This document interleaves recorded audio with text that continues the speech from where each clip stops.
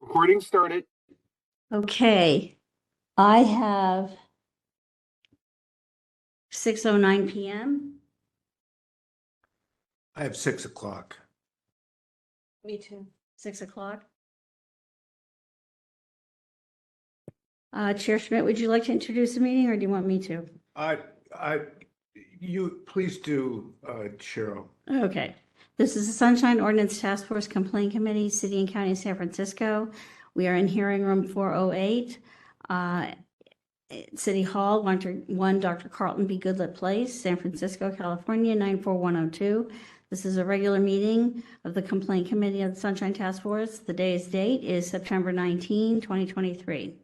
Remote access and/or in-person participation. The Sunshine Ordinance Task Force and its committees convene hybrid meetings that allow in-person attendance, in-person public comment, remote access for petitioners and respondents, and remote public comment via teleconference. Today's WebEx remote link and login information is tinyurl.com/56D6KWAP. The password is sunshine. Today's call-in telephone number is 415-655-0001, and the meeting ID is 2597-129-111#. Press *3 to enter the speaker line. Chair Schmidt, do you want to read meeting decorum? Sure. Decorum. Any member of the Sunshine Ordinance Task Force may call for decorum due to the disorderly conduct of meeting participants. Persons who engage in threatening and/or menacing behavior may be asked to leave. Okay. Shall we begin with item number 1? Yes, please. Item number 1, call to order, roll call, and agenda changes. Roll call. Member Wolf, absent. Member Stein. Present. Member Stein, present. Chair Schmidt. Present. Chair Schmidt, present. We have a quorum. And just a note for the record that there was some, I won't call it confusion, but it seems like people weren't quite sure when Member Wolf was going to stop being part of the committee. And I believe that Member Sugarman would start. And I think we believe now that next month, Member Sugarman will be the 3rd member of the committee. But today we have 2, but we do have quorum. No agenda changes for me. None for me.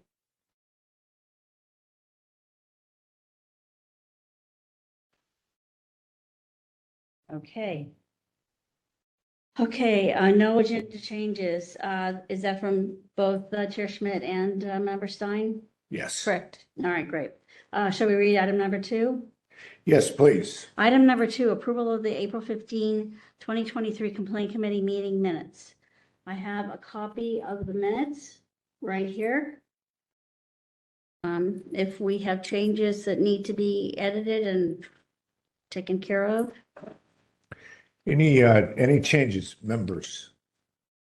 There were some typos. They were pretty minor. So I'm just pulling it open. On page 2 of the packet. Oh, the first page? Sorry, the first substantive page. Okay. Page 2 at the bottom, or page, I don't even know how to describe the pages anymore. But what we would have called P2 in the old days, under item 1, action moved by Chair Schmidt, seconded by Member Stein, to continue, two words and not in the past tense. And then P6,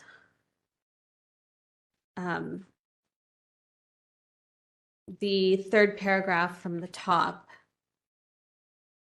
under action, it just says forward the matter to the SOTF with the recommendation, it should say, for a violation. Right now it says with the recommend a violation.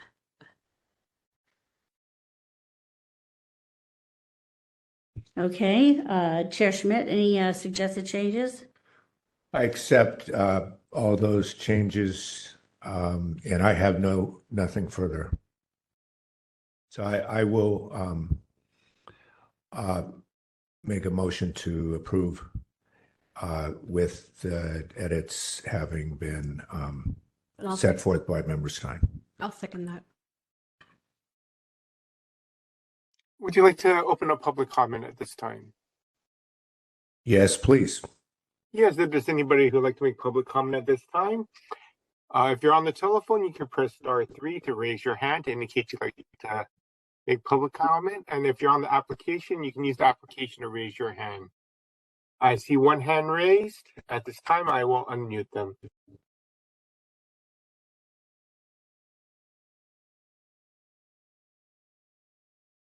Speaker, are you ready to make public comment?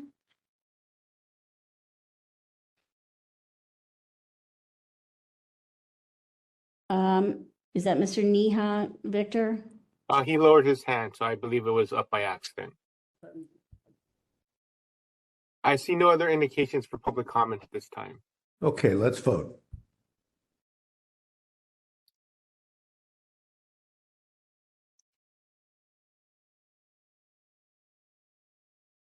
Member Schmidt? Aye. Member Schmidt, aye. Member Stein? Aye. Member Stein, aye. Member Wolf? Absent. Moved by Member Schmidt, seconded by Member Stein, or Chair Schmidt, seconded by Member Stein to accept the changes proposed by Member Stein to the August 15, 2023 minutes.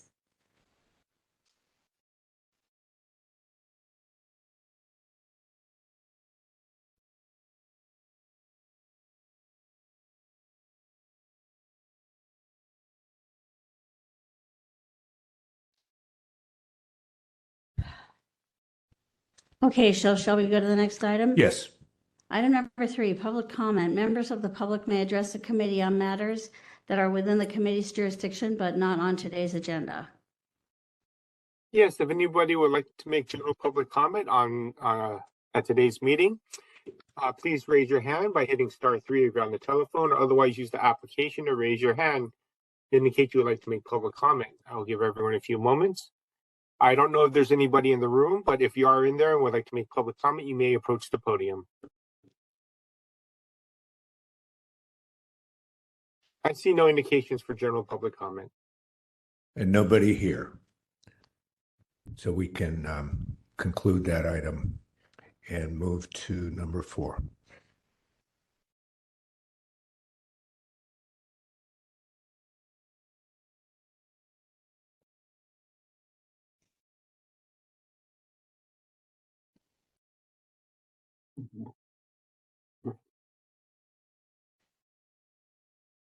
Okay, no general public comment. Shall we move on to the next item? Yes. Item number 4, file number 23024, complaint filed by Paul Neha against the San Francisco Municipal Transportation Agency for allegedly violating Administrative Code Section 6725 by failing to respond to an immediate disclosure request in a timely and complete manner. On August 15, 2023, the Complaint Committee moved to continue file number 23028 to the call of the chair. So this is essentially the first time this case is going to be heard. All right. If you are- Oh, yes, Victor. I just want to indicate, if you're a party to this matter, if you can raise your hand at this time, it would be appreciated so I can identify you. Thank you very much.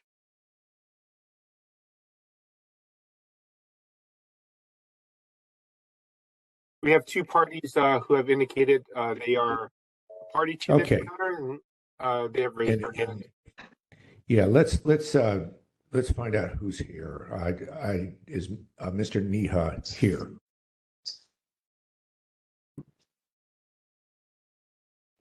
Yes, I am. Okay, yeah, I just heard you. Thank you. And I'm guessing that someone may be here on behalf of the respondent, the MTA. So, Yes. Hi, Okay. Leanne Non, SFMTA Chief of Staff of the Streets Division. Okay, thank you. Okay, we have 5 complaint matters, petitions, technically, that are on today's calendar. We will follow the following procedures. This is a committee meeting. We do not make any final decisions per the rules as currently constituted. What we will be looking at is to determine if a case involves public documents, if it involves public meetings, and also whether the task force has jurisdiction of a matter. We will consider whether to forward a matter to the full task force, who can make a final determination of the matter. We may, in some cases, make a recommendation. Many cases we do not. The procedure will be that the petitioner starts with, you can present your case knowing that we have already looked at the documentation in the file, and we'll give you up to 3 minutes, followed by the respondent. And after those openings, the members of the task force will have an opportunity to ask questions of the parties. And after that, the members will discuss what to do with the case, what to do next. And that's where we conclude and make any kind of a decision, or not a final decision, but a recommendation, et cetera. Okay, so when Cheryl's ready, we will hear from Mr. Neha first for up to 3 minutes. Mr. Neha, you ready to begin? Yes, I am. Go ahead, sir. Thank you very much. Good evening, everyone. Let me just dive in. Leanne Nan and Hank Wilson subjected me to harassment under the threat of disciplinary action for over a year in discrimination and retaliation because they refused to carry out their orders, which have violated the policies of the SFMTA and wasted public funds. They have intentionally created unbearable working conditions by trying to separate me from my family and put me in a situation where I had to do a job of 2 people without extra pay or resign. I repeatedly reported the harassment to their higher management, and on January 20th, I sent an open letter to the head of HR, Kimberly Ackerman, and director of the SFMTA board, Gwyneth Borden. In that letter, I asked to follow up on my previous request to investigate the ongoing harassment that Hank Wilson and Leanne Nunn have subjected me to. At the end of the last year, Hank and Leanne conspired in their unsuccessful attempt to fire me by misconstruing the city mandating in-office requirement. Hank repeatedly claimed that I was in violation of the in-office requirement, while I had adhered to it at all times when I wasn't on maternity leave, on vacation, or on medical leave with a doctor's note. I have not received any response from any of the people who I sent the letter to. So I submitted a sunshine request for all written electronic communications to and from Leanne Nan and any other records related to Paul Kniha from January 9th, 2023 through January 20th, 2023. I knew that letter inevitably sparked numerous conversations, and I believed that I have a right to know their nature. However, the SFMTA refused to provide any of the communication, claiming that the communication that are requested are exempt from disclosure under either under the attorney-client privilege or attorney work product privilege. Dear members of the task force, in case in front of you today is about misuse of attorney-client privilege. In my opinion, the communication is covered by attorney-client privilege only if it is between the attorney and the client. I argue that none of the communication that arrived to and from Leanne is covered by the privilege just because it was subsequently, after the fact, forwarded to the attorney for an advice. Therefore, all of the documents that are requested are subject to the disclosure in case 23-43. Thank you very much. Thank you. All right, when Cheryl's ready, we can now hear from the respondent.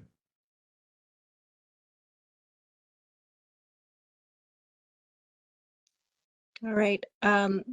Good evening.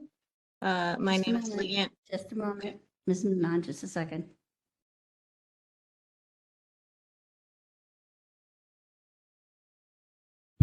Okay, Ms. Manon, are you all set? Yes, I am. Go ahead. All right. Good evening. Leanne Non, again, Chief of Staff of the Streets Division of the SFMTA. Here to respond to the Mr. Neha's complaint. Mr. Neha submitted 4 public records requests on January 30th, 2023.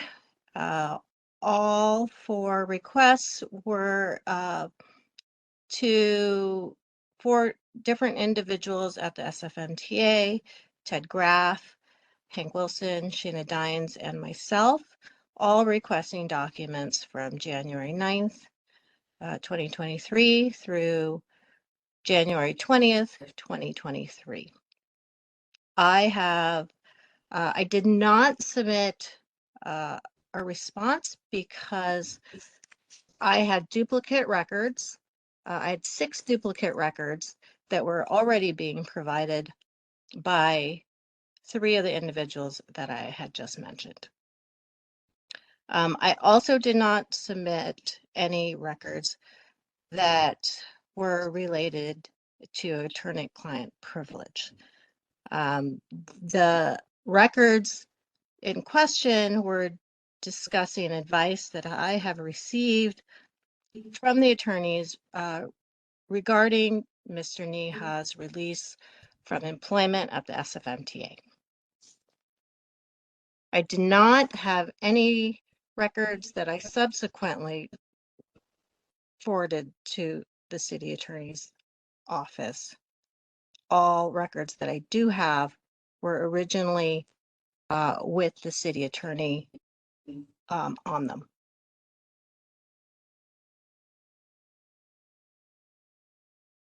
Thank you.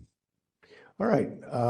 We now may have questions, the members, and so I'll ask Member Stein first if she has anything. Yeah, I have a couple questions. For the petitioner, so what records were provided?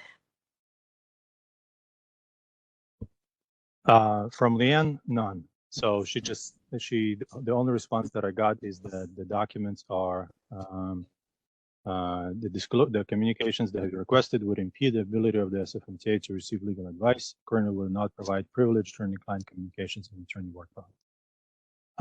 The other members have responded with the information that with some communication, but it was incomplete. There was no discussion of the letter, and I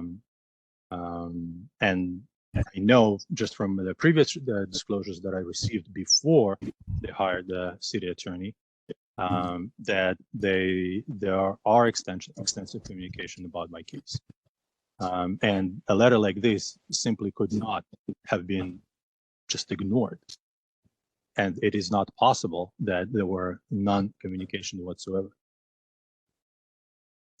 Okay, and so the dates that you're asking about, these are all dates that are subsequent to you requesting that an investigation be opened? I mean, the dates of the records that you're asking for? Yeah, I actually may have, so the request, yes, the records were January 9th through January 20th, yes.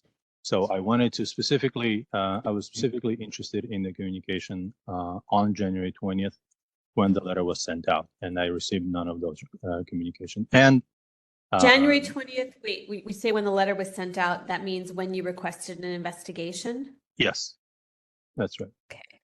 So you believe that there was emails or some kinds of communication that occurred before anybody would be consulting an attorney about it for an investigation? Yes. And so before and on the day when they received the email, they had to have some conversations that they did not disclose. that they refused to disclose. Okay, and then I have questions for Ms. Nan. Did you do a search for documents that you might have that were responsive to this request, or did you not search? I did a search using Mr. Neha's name. And how did you determine that whatever documents you found were covered by attorney-client privilege? Because the attorney was CC'd on all of the correspondence. So attorneys were CC'd on correspondence before the request for an investigation? Yes.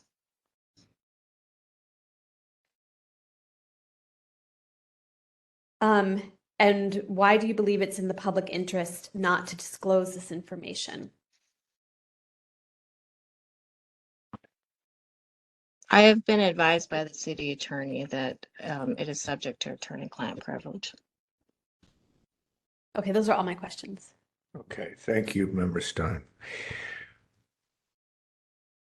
Just a couple of further questions for Ms. Nan, and I think Member Stein asked a lot of the questions that I had in mind, but maybe a couple more.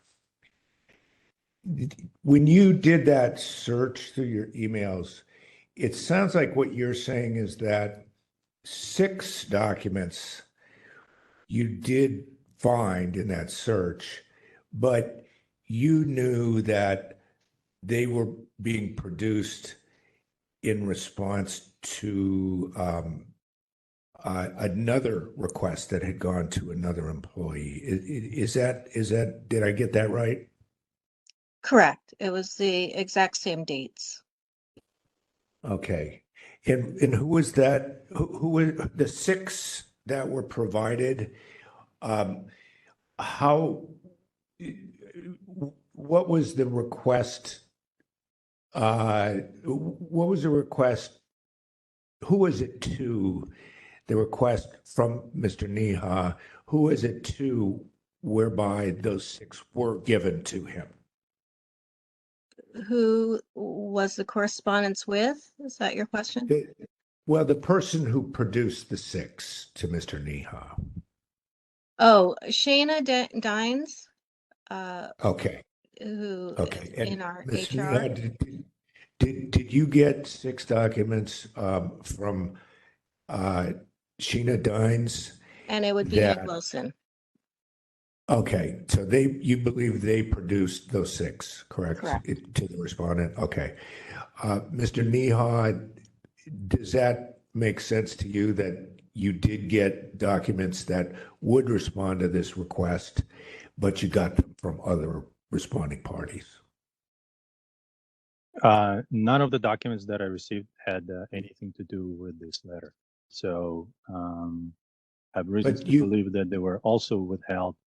And I don't remember. So I believe that the response for the other sunshine requests also said that the documents, some of the documents are withheld due to attorney-client privilege as well, but Yes. they contained some other documents that had nothing to do with this letter, and they were of very low value of interest. But Leanne did not produce any of them at all, except for just saying that all of the communication that supposedly took place is claiming that all of this is attorney-client privilege. Back to the respondent, you said that there were documents that have not been produced because the city attorney's office has been CC'd on those. I don't need identities, but could you tell me generally who your correspondences were with that where the CCs to the city attorney appeared? Were they to other people in your department? Were they to people outside the city? Can you give me some information about that? All correspondence would be with SFMTA employees and the city attorneys. They were city attorney was either CC'd or the emails were direct to and from the city attorney's office. Okay. So some were direct and some were CCs. Okay. And it sounds to me also, and this is a little bit of a different question, that for all the documents that would have responded to this request, but were withheld based on attorney-client privilege, you did go out and find advice that those were privileged. Is that what you were saying earlier? Correct. Okay. Now, I think the last question I have for you, it's sort of just a cleanup question. I noticed that at some point there was a claim that maybe some of the documents were covered by a different protection, and that's called the attorney work product protection. Is that something that you chose to assert, or is that a subject that didn't really come up in your decision making as to which documents to withhold? That didn't come up. I'm not asserting that. Okay. Thank you. No further questions at this time. So I think that we will determine what to do with the matter now. This is a period where the members talk amongst themselves, and we may end up forwarding it to the task force, but that's what we're going to figure out now. Any thoughts, Member Stein? Yeah, I think it's clear these are public documents under our jurisdiction. I think the case is slightly mislabeled in that it seemed like in the file it talks about looking at a 67.25 violation, failing to respond to an IDR in a timely manner, but I actually think this case is more about whether certain exemptions were properly applied, particularly the attorney-client privilege or evidence code 1040, which was sort of appended later as a potential reason why these were exempt. So my thought would be to forward it to the task force to consider whether these exemptions were properly applied. I don't know how you feel about it. That's going to be fine with me. Let me just note a couple of things. One is I think the 1040 was only asserted with regard to a separate request. Oh. That's not the subject of this. I cracked the numbers because that one bothered me too, because it came in later, but it was a different request. Okay. I'm not quite sure whether in this task force we've seen quite this scenario of you sort of make a pile of CCs, and one of them is the city attorney, or, I'm not saying they made a bunch of them, or I'm not saying that it was nefarious here, but just by CCing the city attorney, I'm not sure how far that can really go in terms of preserving the privilege. I know these are all city employees, and so it's within, quote, the client. But that's a question that I don't really know the final answer to as I sit here today. But, attorney-client privilege can be complicated, and real complicated when it comes to public employees. On the other hand, I think that the claim of attorney-client privilege, it is plausible here. I don't see any reason to disbelieve that the communications that were withheld would have been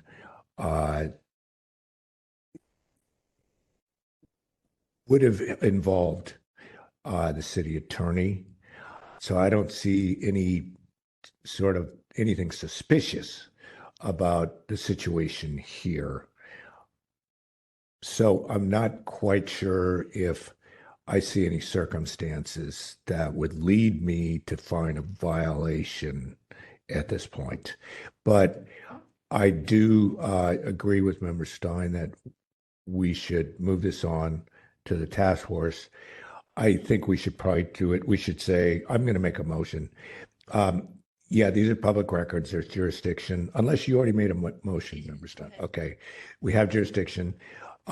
We have no recommendation, but exactly as Member Stein stated, to determine the applicability of the exemptions claimed. That's my motion. Second it.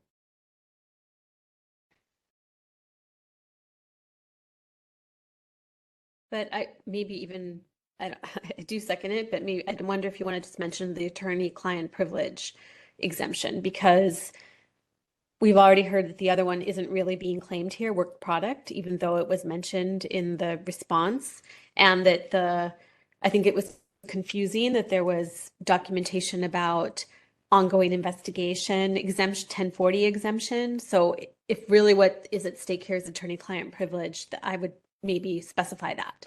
I'll amend the language of the motion. If we could just change it from exemptions to exemption based on attorney-client privilege.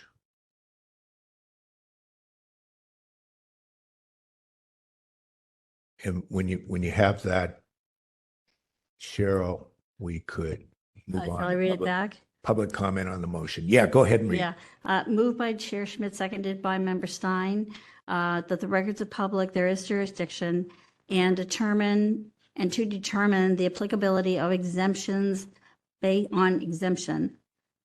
on attorney-client privilege. I feel like I'm missing something. Yeah.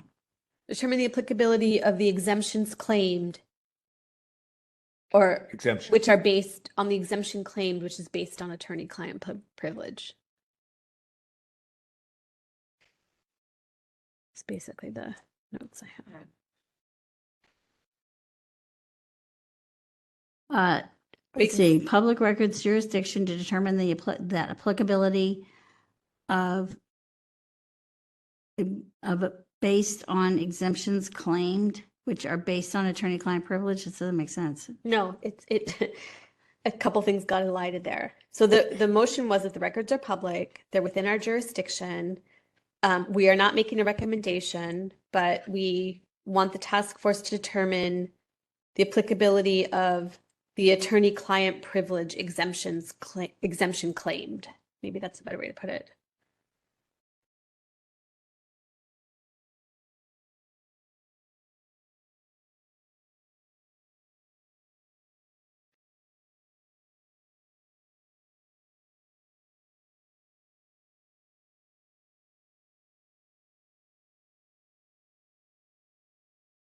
So determine the applicability of the attorney-client privilege exemption claimed. Based on the exemptions claimed. To determine the applicability of the attorney-client privilege exemption claimed.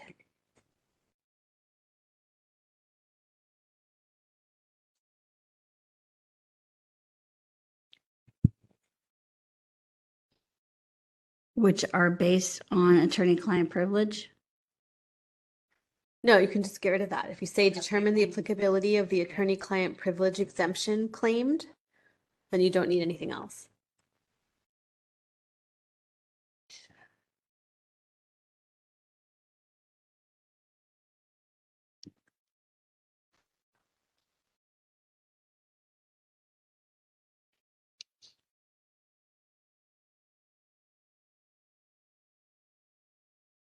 Okay, should we open it up for public comment? Public comment, please.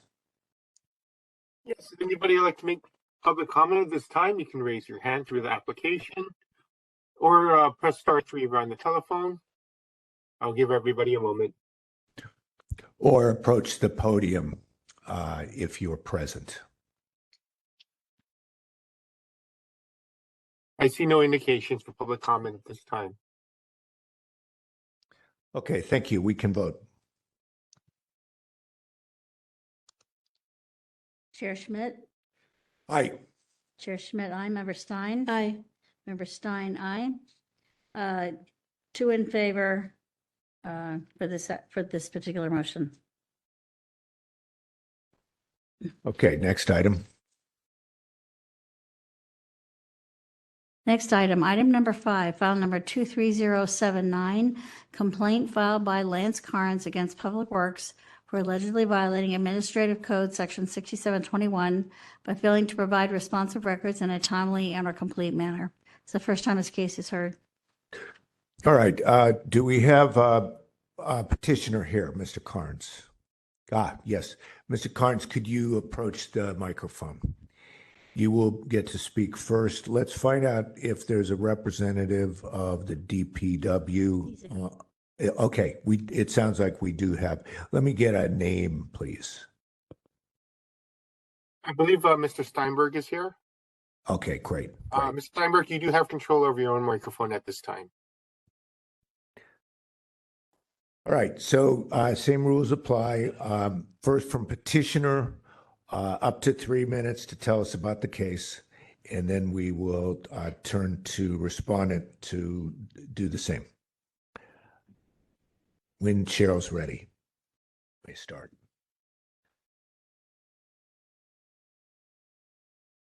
Are you ready to begin, sir? Go ahead. Okay, good evening, commissioners. My name is Lance Carnes, and I was on an email list recently with members of BART, with DPW and other appellants on a case that covered the street trees on Market Street.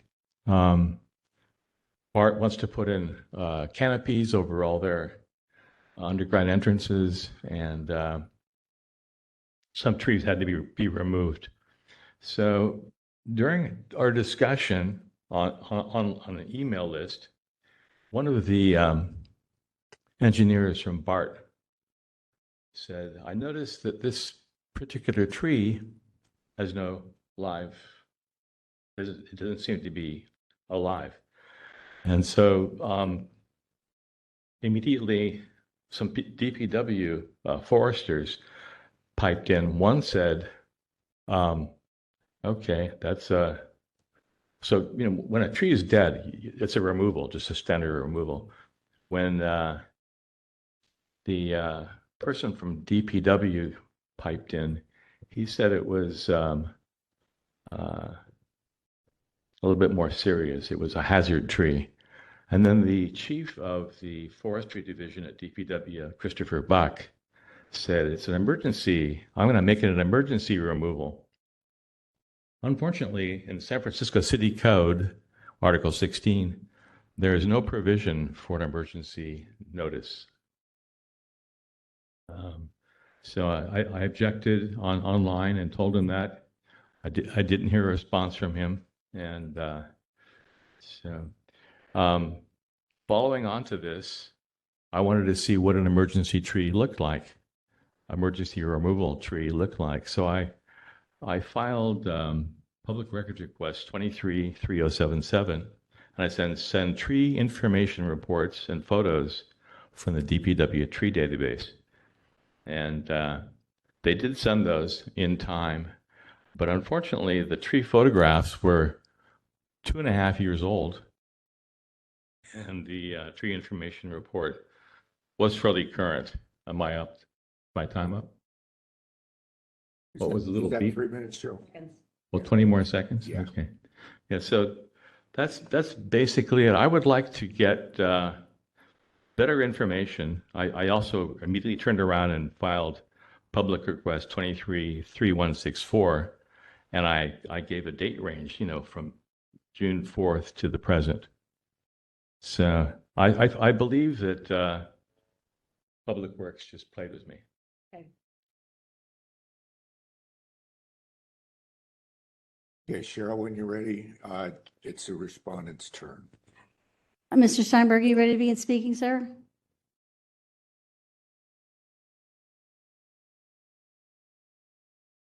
David Steinberg, please.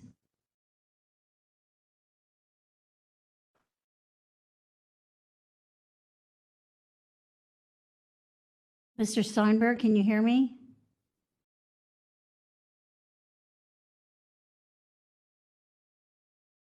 Victor, are you I there? I see. Can One you? moment. He is unmuted, so we should be able to hear him.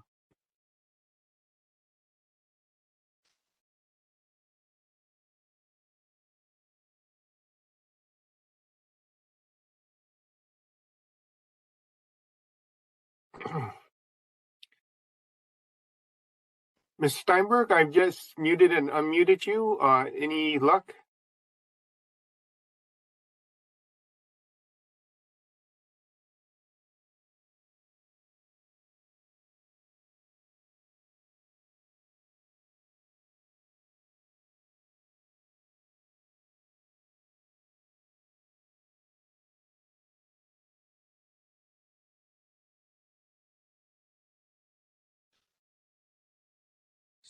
So it sounds like he seems to have contact with us, but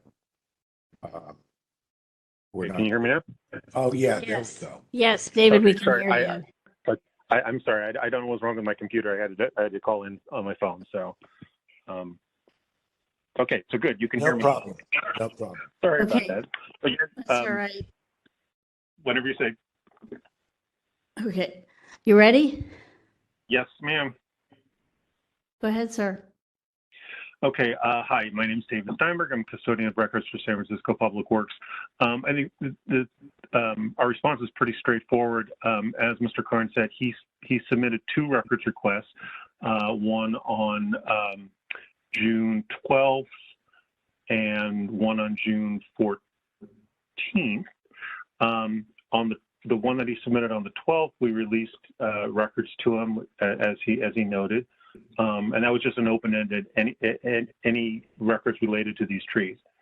And we closed that request on June 22nd. So then on June 26th, we closed the second request, which had a narrower date range. And I wrote him and said, we don't have anything, staff said we don't have any documents in that date range. All the documents we had, we already released to him under the first request.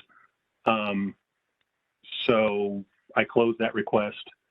And I also gave him a link to his previous request, which contained all of the documents we had. So his complaint summary, in the complaint summary, he seems to be complaining that the 3 records that we did release to him in the first request, which we linked to in the second request, weren't in the date range he specified, which is correct.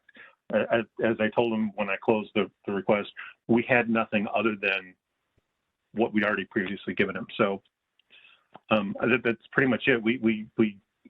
There were no responsive records to the second request, and we gave him everything that he asked for in the first request. So that's where we are. Okay, thank you, Mr. Steinberg. So your position is that everything that you had that was described in the request was produced? Well, technically, the second request, because it had a date range of June 4th to the filing date, there actually were no responsive records. Okay. Because there was nothing from that date range. But so nothing I told him that, but I did give him the link to the first one where we gave him the other ones that were outside of that date range. But nothing responsive was withheld. Correct.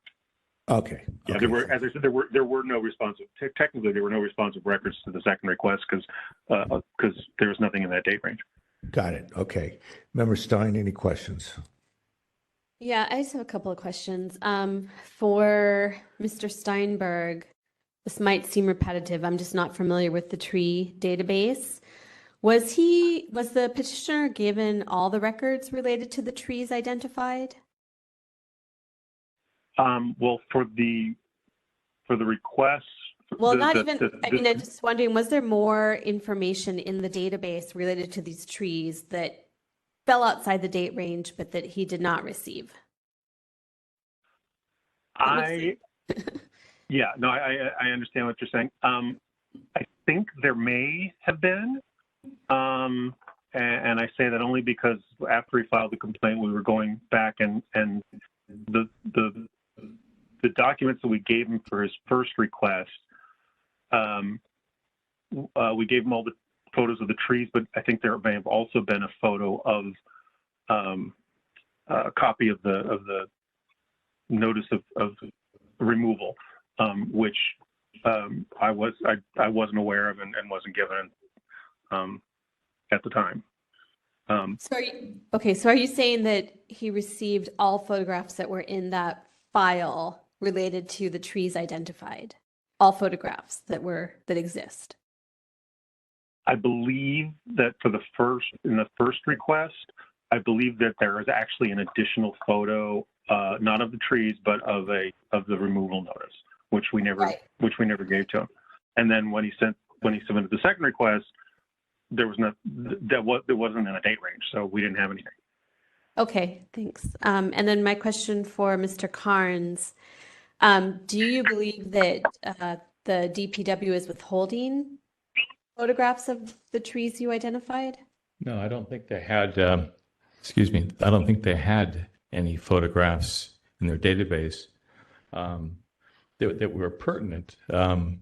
I was talking about a removal that was scheduled for May 2023, and the photographs I received were from November 2020.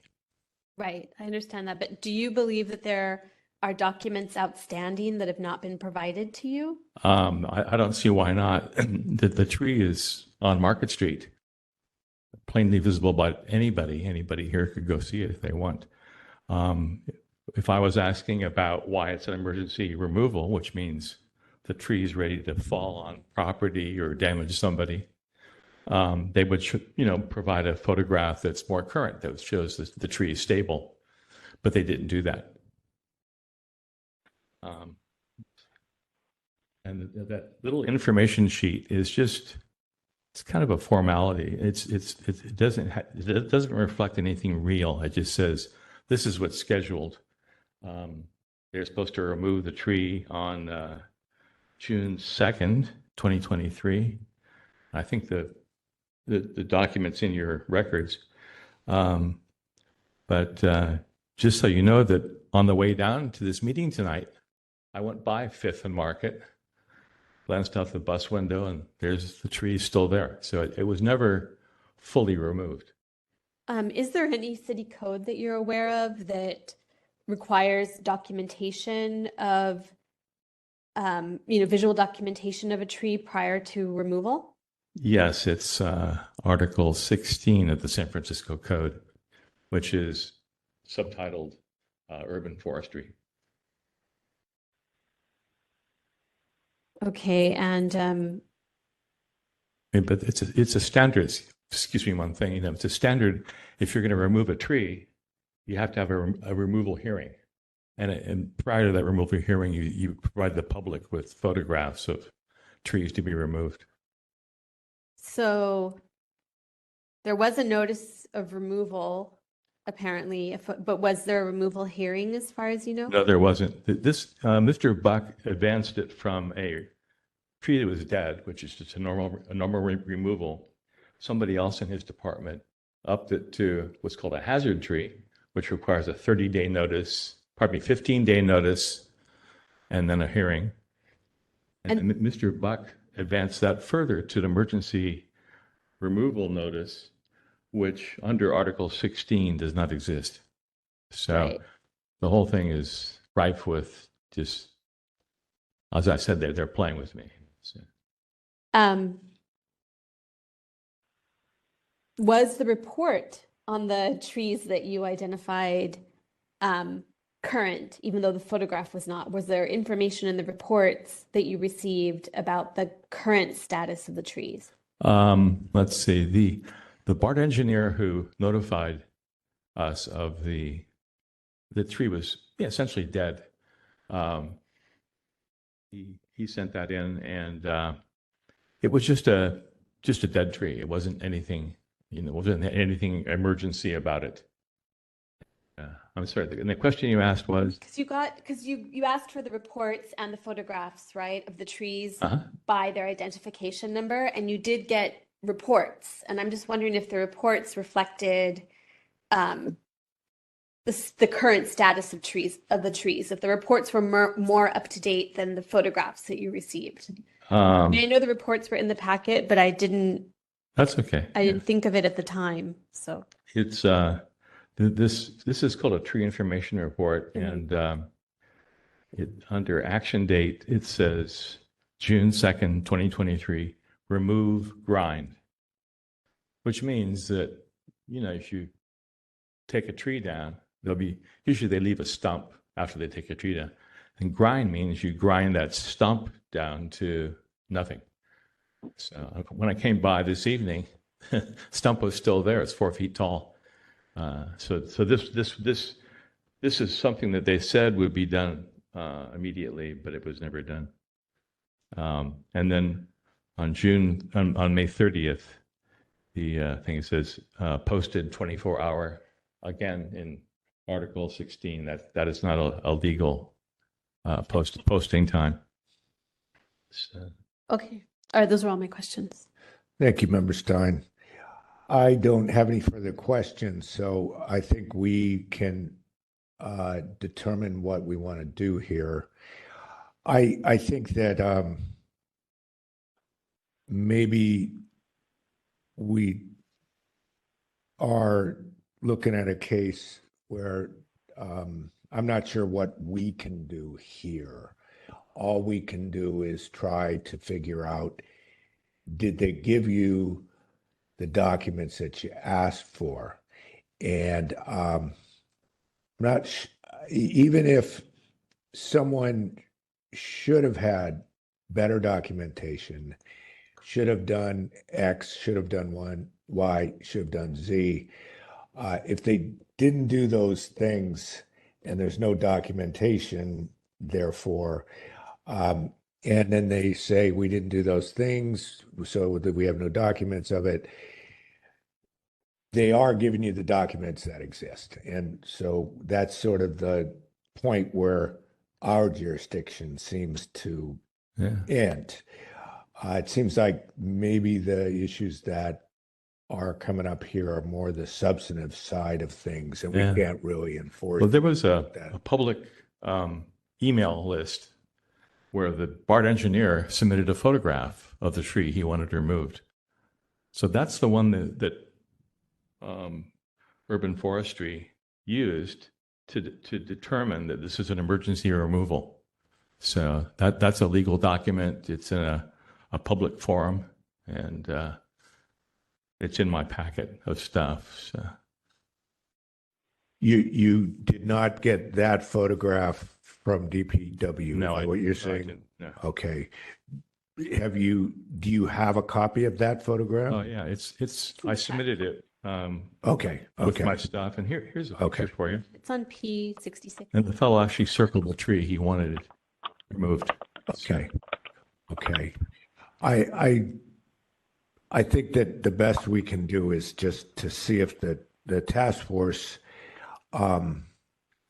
as a whole wants to make any kind of order on behalf of Mr. Carnes. I don't know what I can tell you about how that might go. All the documents that we're talking about here are clearly within our jurisdiction. They would be public. So there's no question there. I guess it's just a question of, do we simply send it on for a full task force hearing? Member Stein? Yeah, I mean, so I agree with what you said. Sometimes the information is that the information wasn't recorded how it should be, where it should be. Things did not necessarily, sometimes that is what you learn by not getting information that should be there. I don't really see why they would withhold it if they had it in the proper database, but I'm happy to, I don't know. I mean, I don't think they have the information where it should be, but we can't really do anything about that. We can only get you the information if it's there. Okay, so I'm going to make a motion that we find these are public documents and that the task force does have jurisdiction and that this should be heard before the full task force at the soonest available hearing. I'll second it. Are you making any recommendations for violations? I am not making any recommendations. Okay, If thank you very anybody would like to make public comment on this motion, you can raise your hand at this time by pressing *3, or otherwise using the application to raise your hand. If you're in the room, you can approach the podium for public comment at this time.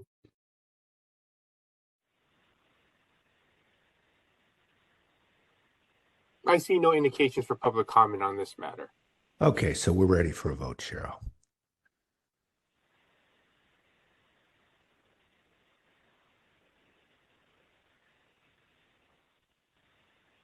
Chair Schmidt? Aye. Chair Schmidt, aye. Member Stein? Aye. Member Stein, aye. Moved by Chair Schmidt, seconded by Member Stein, to find that there is jurisdiction, the records are public, and to forward to the task force for hearing. Yeah, that, Mr. Carnes, that's a very standard step. We're simply pushing this forward. That's pretty much what we can do here. Thank you. Thank you, sir. Ready for item number 6? Yes. Next. Okay. Thank you. Thank you, Mr. Steinberg. Thank you, David. Item number 6, file number 23028, complaint filed by Maria Schulman against Sarah Maunder and the Department of Police Accountability for allegedly violating Administrative Code Section 6725 by failing to respond to an immediate disclosure request in a timely and/or complete manner. On August 15, 2023, the Complaint Committee moved to continue this file to the call of the chair. Okay. Do we have the parties online? If you are a party to this matter, if you can use the application and raise your hand, it would be appreciated.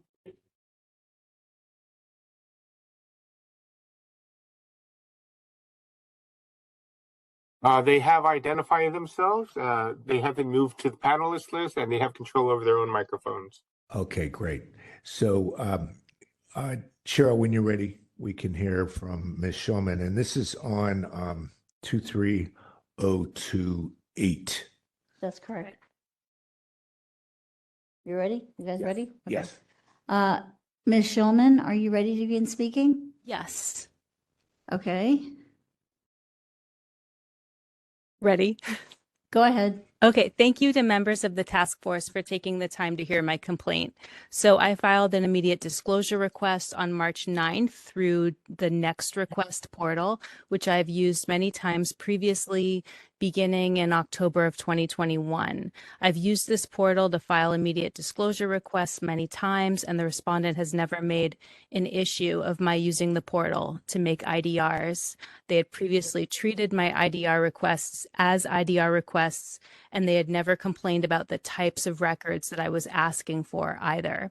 I did not receive any kind of response after filing the request on Thursday, March 9th.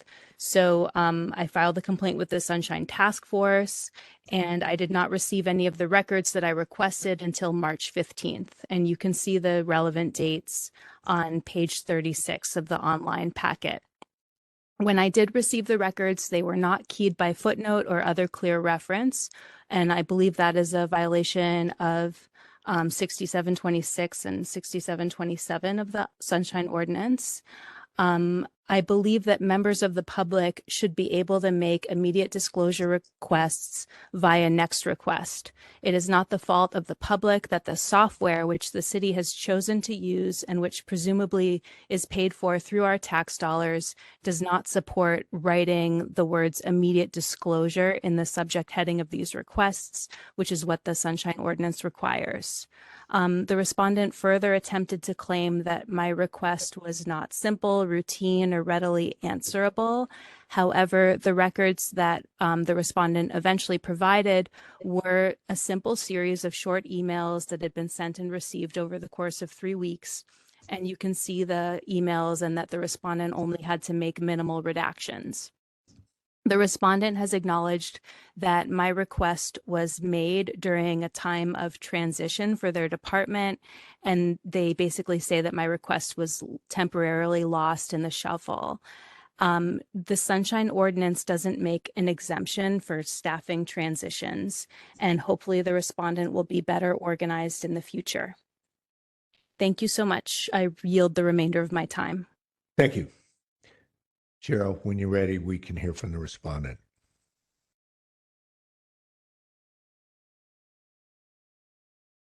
Ms. Mounder, oh, good, there you are. You ready to begin, Ms. Mounder? Yes, can you hear me? You're gonna have to speak up because we're having trouble. Okay, Hearing can you you. hear me now? It's better. The closer you can speak to the microphone, the better it is.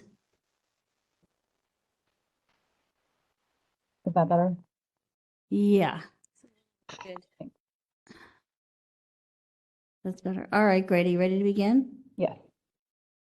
Go ahead. There were, let's see, some few things I feel like I should clear up. Ms. Schulman has consistently made requests and labeled them as immediate disclosure requests. However, the request, I don't think she's ever made one that actually qualifies for immediate disclosure because none of the requests have been simple, routine, or readily answerable. We often drop other work to prioritize her requests and do get them to her quickly, but that does not mean that they qualified for immediate disclosure in the first place. Members of our staff that have had many conversations or communications with her, excuse me, about how to make an immediate disclosure request to our department, which would be through all the normal means, such as a fax, a letter, an email to our public records email. DPA has not chosen to use Next Request for all of our public records requests. We created the Next Request DPA portal separate from the city to handle requests made for SB 1421 records, a very special large project. And one of the reasons is we do recognize that it doesn't actually conform with the technical requirements needed to make an immediate disclosure request. And we've explained this multiple times, even minutes before Ms. Schulman tried to make an immediate disclosure request again through the portal. So this is a consistent issue that really doesn't need to be an issue because we provided the email address where requests can be made. That's all I have. Thank you. Member Stein, any questions for the parties?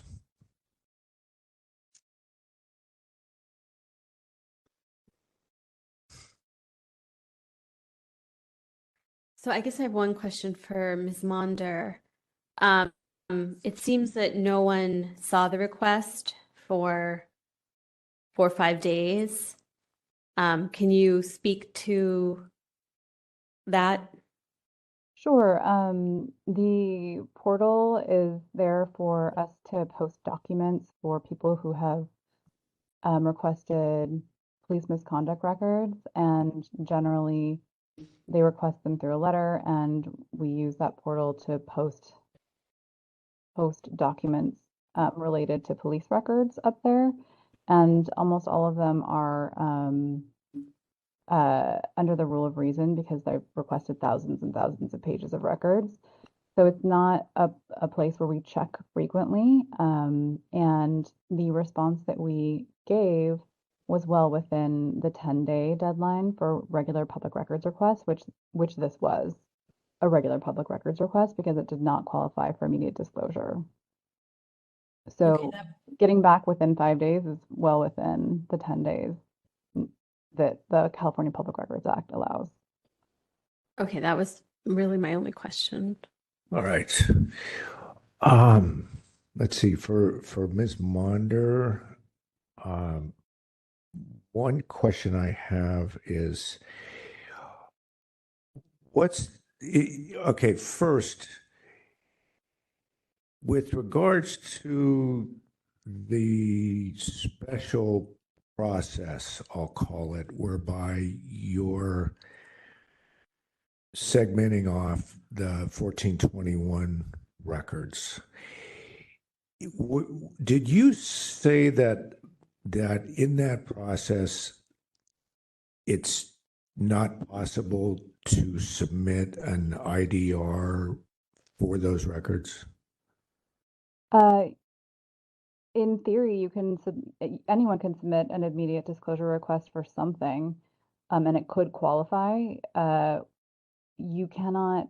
Next request is not set up to accept immediate disclosure requests because there are very specific rules for making one in the administrative code, and there is no place to identify on the outside a request for immediate disclosure.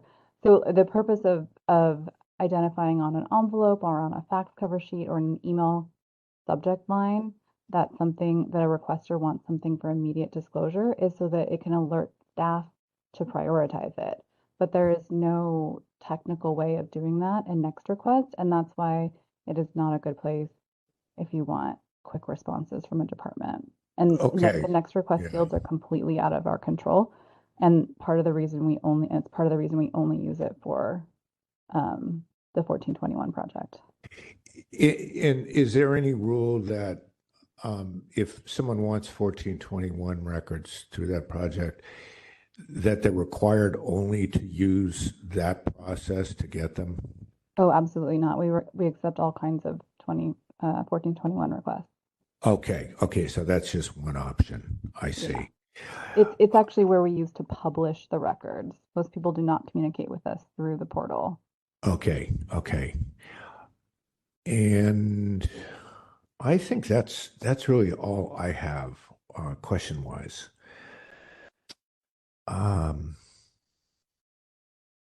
So members' time. Let's figure out how we want to do this.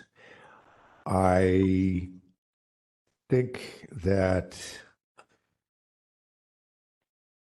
think we're probably going to end up sending this to the full task force because there may be differing opinions on the concepts that are going on here. It's not one that we've quite seen before where they have a very specific special portal. I'm not saying that I'm necessarily seeing anything wrong with that. I'm just saying that it may be just something that should be considered by the full task force. Other than, they're public documents and jurisdiction, I'm pretty open to just sending it on. What do you think? Yeah, for me, I think the way that, I know from having looked closely at Next Request that there isn't really an easy way for it to conform to the IDR requirements. I think that the Police Accountability Department does try to explain somewhat on their website that they're using this for the 1421 requests. They don't specifically address what to do if you, I know they addressed in person, but they don't specifically address on their website what to do if you have an IDR. And I think it could be confusing to users. They give an email address you can submit to, but I think many users might not even know what SB 1421 is, and they're looking for how do I submit requests to the DPA. So for me, it's just an issue of you know, this is kind of a slightly murky, confusing situation for users. And then there's just the ongoing, you know, problems with next request around IDRs, among, you know, other issues that we might have with next request. So I agree that we can take it to the full SOTF. And maybe there are some suggestions for, you know, how to better handle IDRs in this context. Okay, and I know there's the initial question of is it, you know, labeled, et cetera, as an IDR. I just wanted to say that I think this may be the kind of case where I would probably say it is a simple request, and therefore it would qualify. I know that that is contested here, but from what I can see, there's not that many requests that are a lot simpler than this one. It looks like it's really clear cut. So that would be something that I would probably raise when we do hear it at the full task force. Member Stein, I think I should let you make a motion for a change. I will make the motion that these documents are under our jurisdiction. They qualify as public records, and to forward this case to the full task force without any recommendation. Second. If there's anybody who'd like to make public comment on this matter, you can approach the podium at this time or raise your hand to indicate you'd like to make public comment. I have a public comment. We have a public commenter in the room. I wanted to ask Ms. Stein, when you were speaking about users being confused by next request, because with regard to IDRs, immediate disclosure, by users, you meant people, government employees who are supposed to be responding to the... No, I meant people who want to submit a records request. People like me? Yeah. Okay, so if you go to their webpage of the DPA, they talk about making a public records request through next request, and then they have like more detail about how this is really for SB 1421. They never define what SB 1421 is. I see. Okay. Exactly. So I think if you're just someone who wants to make a request to the DPA, it could be confusing. Sure. Like, do I make it here? Do all the, you know, and Sure. How does an IDR get made through this portal? I see. Okay, thank you. That clears it up for me. Thank you so much. Okay, Victor, I think that may be the end of public comment unless you have anyone else. I do not have any remote comment. Okay. Cheryl, let's go ahead and vote.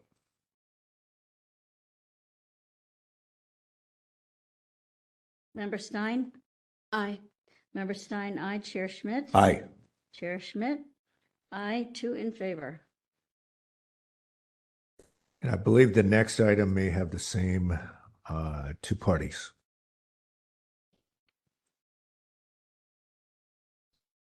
Item number 7, file number 23035, complaint filed by Maria Schulman against Sarah Maunder and the Department of Police Accountability for allegedly violating Administrative Code Section 6725 by failing to respond to an immediate disclosure request in a timely and/or complete manner. All right. When Cheryl's ready, we'll hear first from Ms. Schulman on this one.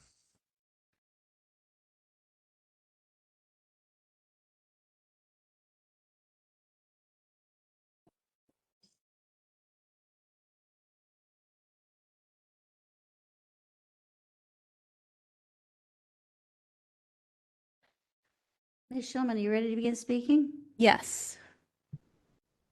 You may begin. So thank you again for taking the time to hear my complaints.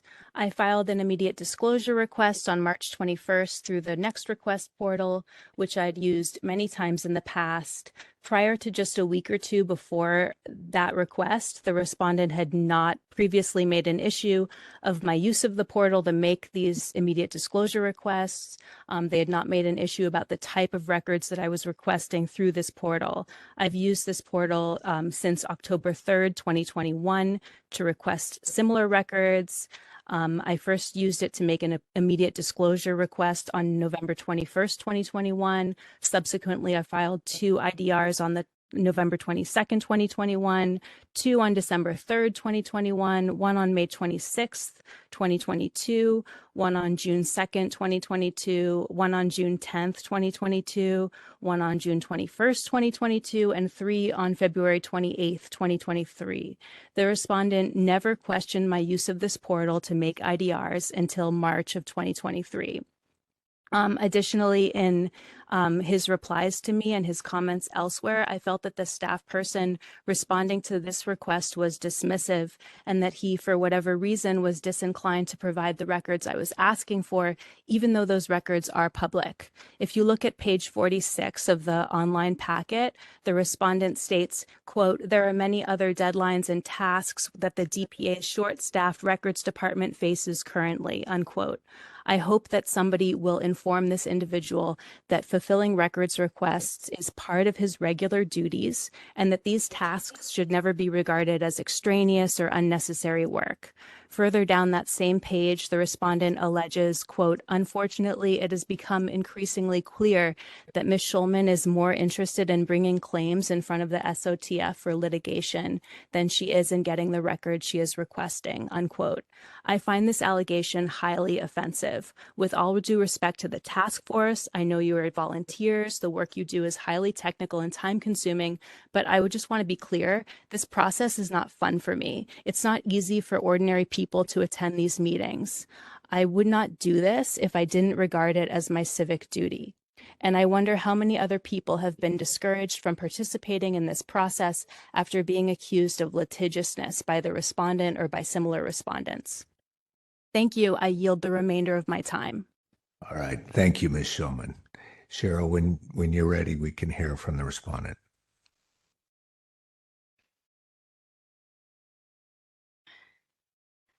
Ms. Mander, you ready to begin? Yes. Go ahead.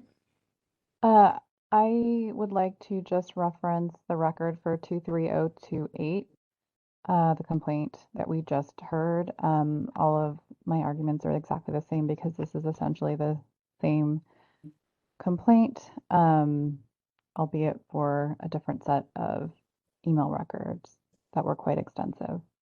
Thank you. Thank you. One quick question to the respondent. You said that in this one, the records were extensive. Could you elaborate a bit on that? Like, how would you measure extensiveness on this one, 23035? Sure. That means we have to go through multiple people's email inboxes and individually pull email files, convert them to PDFs, and search through them for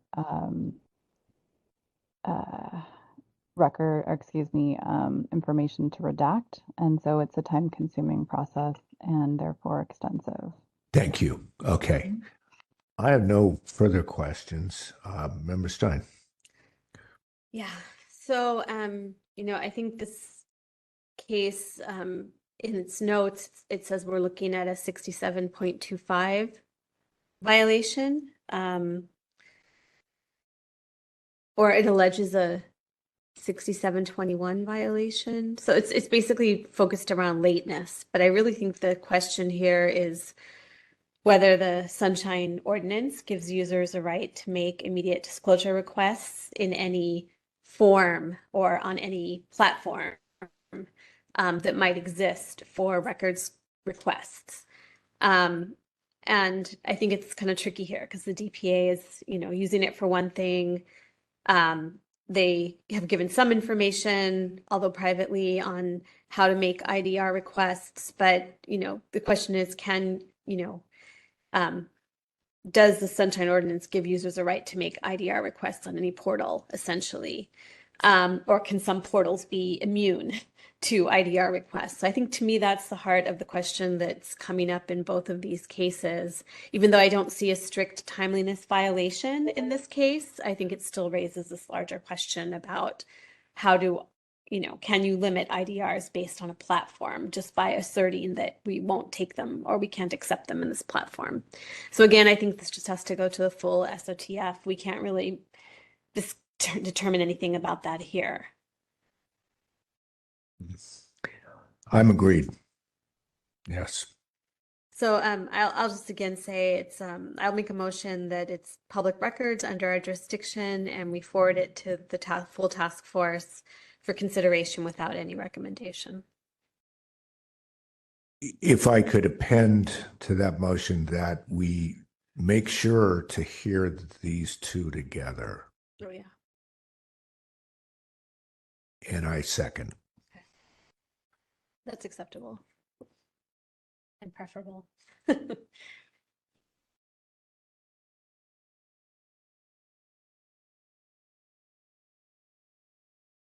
Apologies.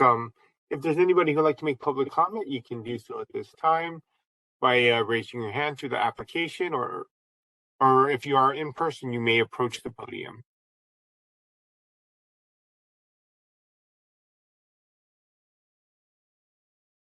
I see no indications for public comment.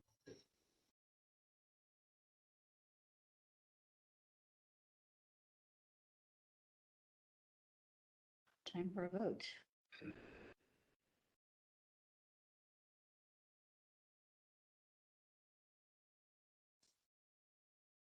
Member Stein. Aye. Member Stein, aye. Chair Schmidt. Aye. Chair Schmidt, aye. Moved by Member Stein, seconded by Chair Schmidt, that the records are published, there is jurisdiction, and forward the matter to the task force with a request to keep file numbers 23028 and 23035 heard at the same time. All right. And thank you to both parties. Ms. Shulman, I want to say, just on a personal note, I do agree that it is very important that you are able to, take the time to do something which is, you said civic duty. It is civic duty, and it's very commendable, and you are doing a great job of it. Okay. I think we can go on to the next item. Okay. Item number 8, file number 23080, complaint filed by Mark Bruno against Patrick Hannon in the Department of Building Inspection for allegedly violating Administrative Code Section 6721 by failing to provide responsive records in a timely and a complete manner. All right. I have one question today, Christine Kasparek. I was just wondering if you are a party to this matter. Yes, I am the Assistant Director at the Department of Building Inspection, and I oversee our Communications Department and our Sunshine team. Very good. Very good. Thank you. And Mr. Bruno. Mr. Bruno is here in the courtroom. And so we will, pardon? It's not a courtroom. Oh, in the hearing room. I'm sorry. That's my day job. Mr. Bruno, we will start with, and then we will hear from the respondent.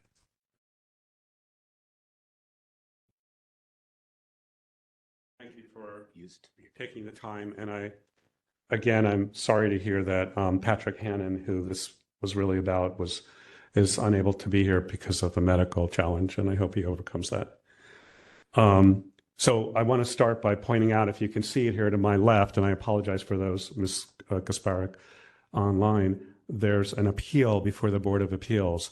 I filed the appeal, if you can see it way back there, on August 21st of this year. And it was only 4 days later that I then asked for an IDR from the building department. There's two appeals in a group of people who are elderly. Some are even more old than me, believe it or not, in this building, where most of us have lived there for over 30 years. And there's many issues in this building. But what has happened here, unfortunately, deliberately or not, is that the communications department at DBI has not fulfilled my request. And why that's important is because this hearing is still set for the 27th of this month, and before Board of Appeals, two appeals, one on a building matter and one on a plumbing matter that greatly affects the habitability of our apartments, especially for the three elderly people who are living in this at this address. And I ask you to pay attention to page 243 of the packet, where it said by Mr. Hannon, "We have finished conducting our search and found no other documents." But that's not true. The reason I know it's not true, because I didn't realize this when I filed this complaint yet, because it was unreadable what he had sent me on the 29th and the 31st of August. Okay, remember I filed the IDR on the 25th. It came late on the 29th, and then it wasn't readable, but was eventually readable on the 31st. But even so, the main thing is on the 31st, it's not complete. All I asked for were photographs. And my understanding from Mr. Hannon, and hopefully Ms. Gasparek can clarify this, when an inspector comes to our building, within a day or two, they put the photographs on some central file somewhere at the building department. All I was asking for were photographs, those photographs from these inspectors. And the only inspector photographs that were sent to me, again, I believe by accident, are all the ones from the housing department. But the two appeals that I have with other tenants on the 27th are not even housing appeals. So although this is helpful, the appeals, building and plumbing only, also had photographs. And those photographs were never included by the building department with their response. I eventually got what I believe might be the photographs by directly contacting the inspectors. By doing so, they kindly sent me what they believe were the only photographs they took. But I would like still to this day the actual official file for the dates that were given. It was all very clear to read. I made it very simple for them, from all the inspectors, including building and plumbing. Thank you. Thank you. When Cheryl's ready, we can hear from the respondent now.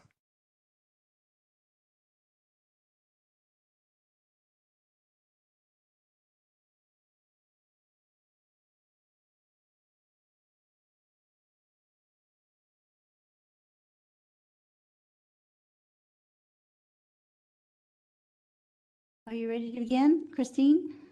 Yes. Yes. Go ahead. So in response, I think the complaint is that, and forgive me, I can't see what it was that he showed, but I think that the complaint is about not being able to read the files that were sent to him. Is that correct? Are you asking me? I'm sorry. I will just interject that if that's your understanding, that I will say that it's sort of my understanding, but I'm not sure if that's what I just heard. No, the files are incomplete. And so it seems like maybe there's a couple different aspects here. Yep. But Cheryl, could you add on about 20 seconds for her, even if it's informally? So that hopefully gives you guidance on that one. Okay, so my understanding when I received this complaint was that the complainant was contending that he wasn't able to open the files that we sent to him, and so my response to that would be I looked at the email that he sent, and it looked like it didn't have an Adobe Reader downloaded, and you can't read a PDF file without an Adobe Reader. And so that was what I prepared to say. As far as whether or not there are plumbing photos that were not produced, I would have to go back and look at what was sent and which photos we have. What are my understanding? I don't directly work with I oversee the Sunshine team, but I don't directly work on it. My understanding is that they ask our IT department to do a search, and they pull up, anything that's classified, as photo or anything that's in the file. And so what we sent to him would be what we have in the file. It's possible that an inspector took some photos and didn't upload them to, to the actual file. And so those wouldn't have been, when we did the search, those wouldn't have come up. That would be just a user error, right? Because our protocols are that if you take a photograph, then you add them to the case file. That would be my assumption, but because this is a new, because I didn't expect that this was the issue, I did not go back and verify that. Okay, thank you. All right, we can now ask questions of the parties. I'm going to ask Mr. Bruno first.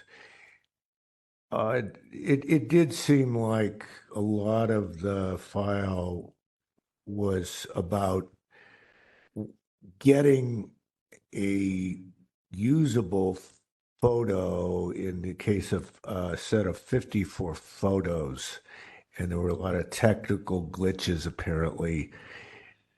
Have you received those photos?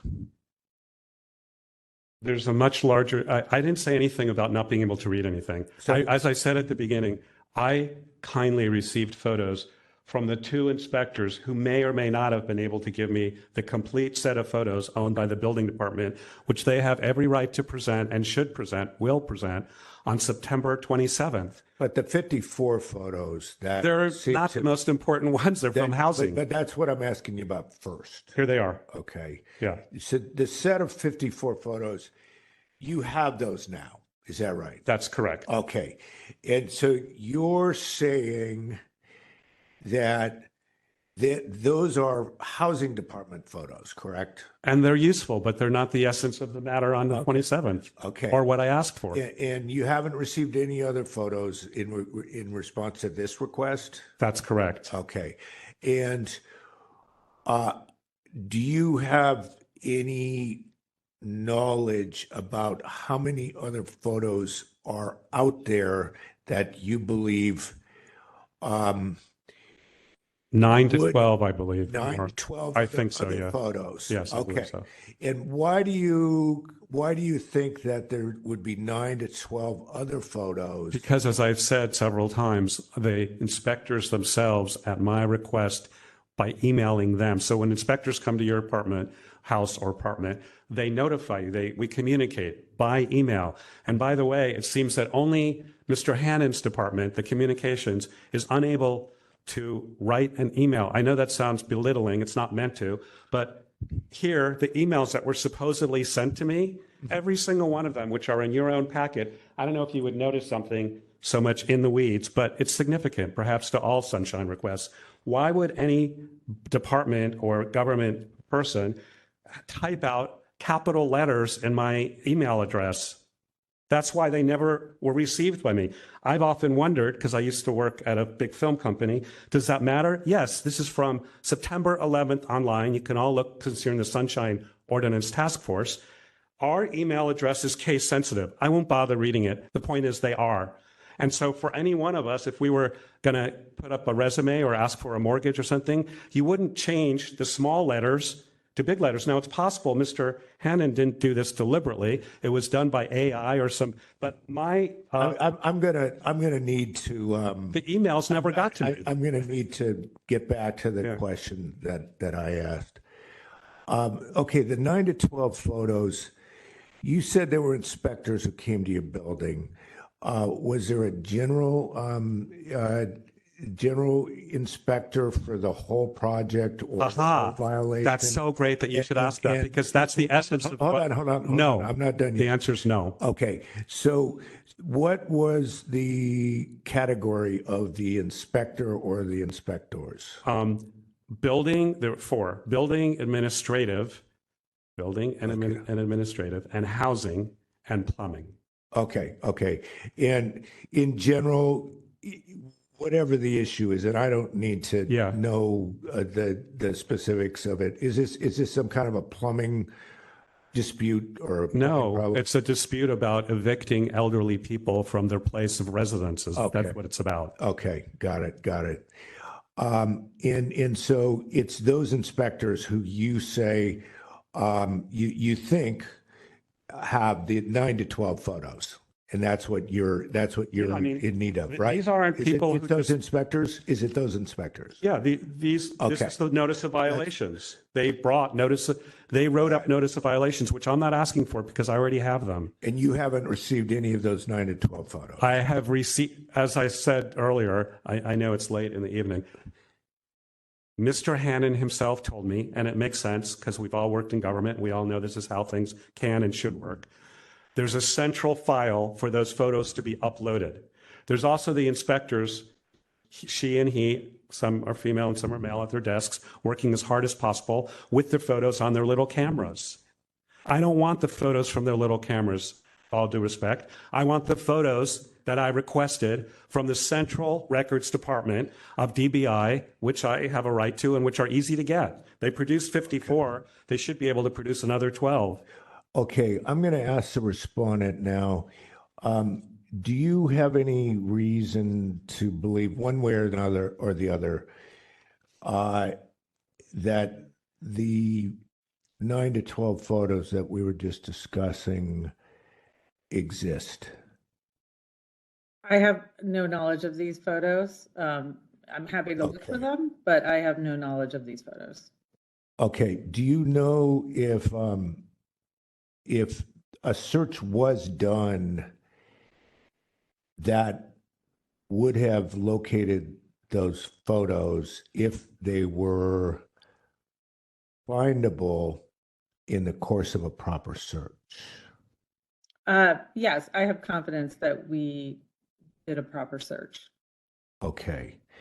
And is there anything about what Mr. Bruno just described that could assist in making sure that anything that would be included in that description of the 9 to 12 photos could be found for his benefit?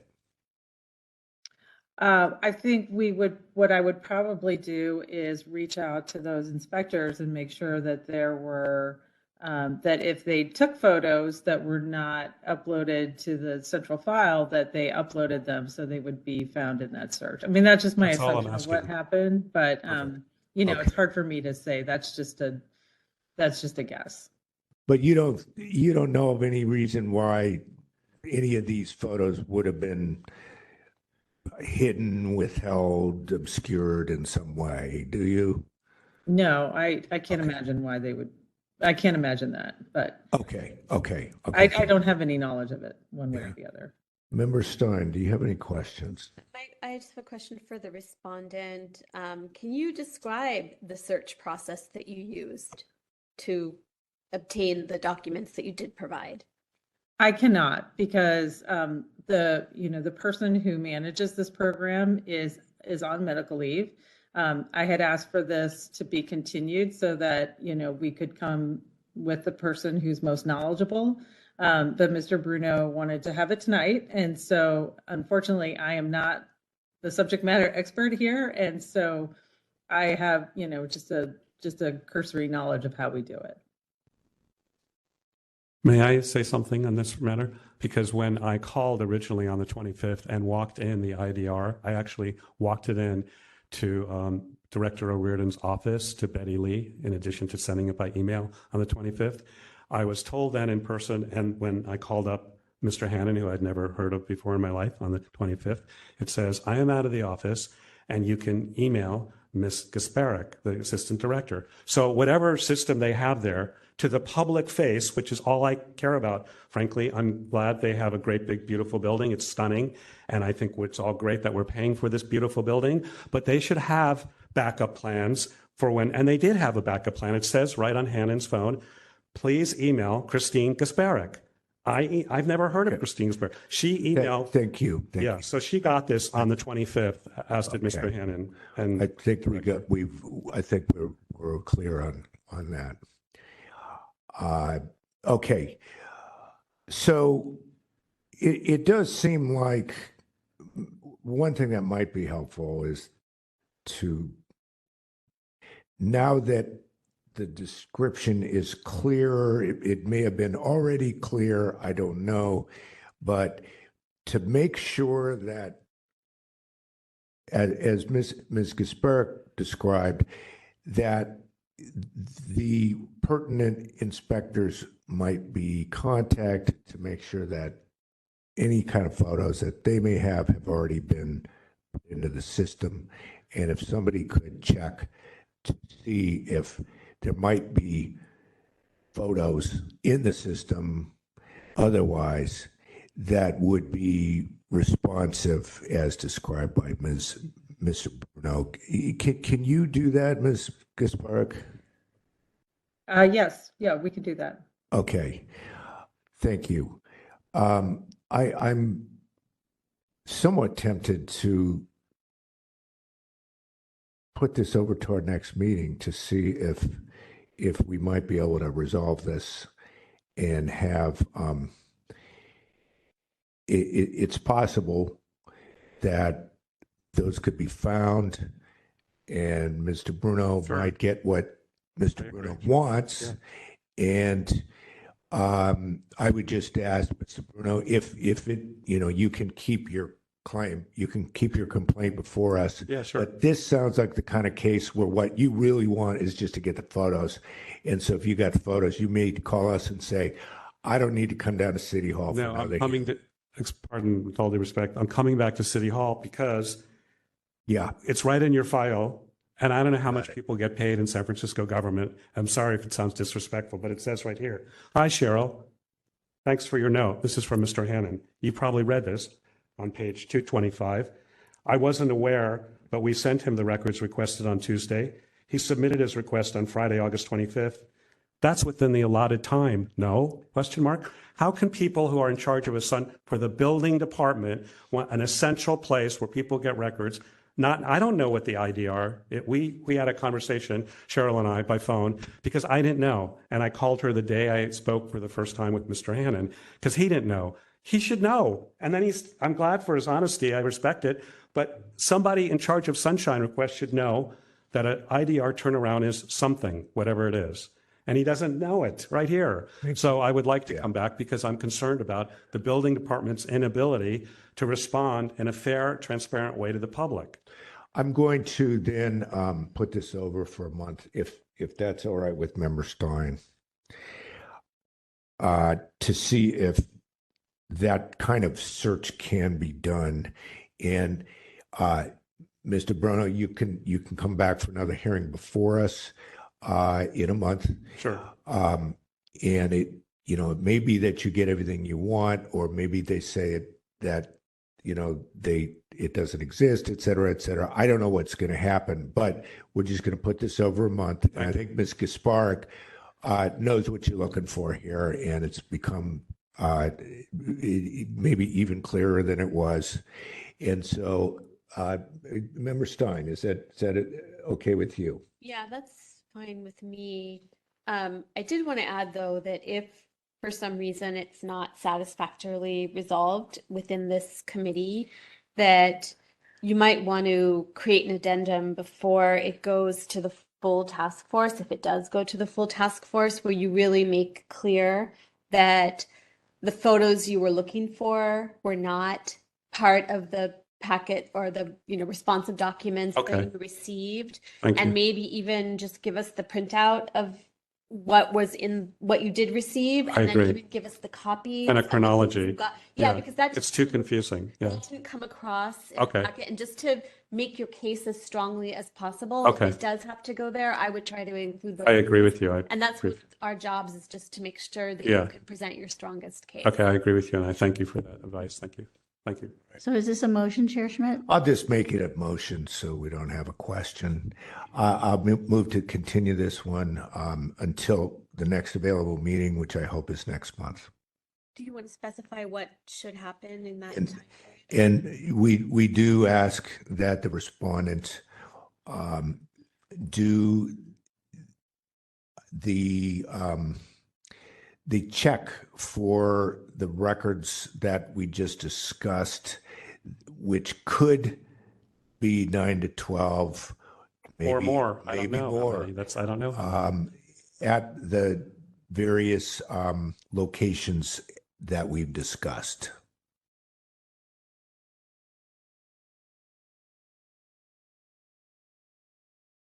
Can second that. Thank you. Okay, thank you. We do not have any other public commenters on the remote line. If there's anybody in the room who would like to make public comment, you may approach the podium at this time. Okay, we can have a vote.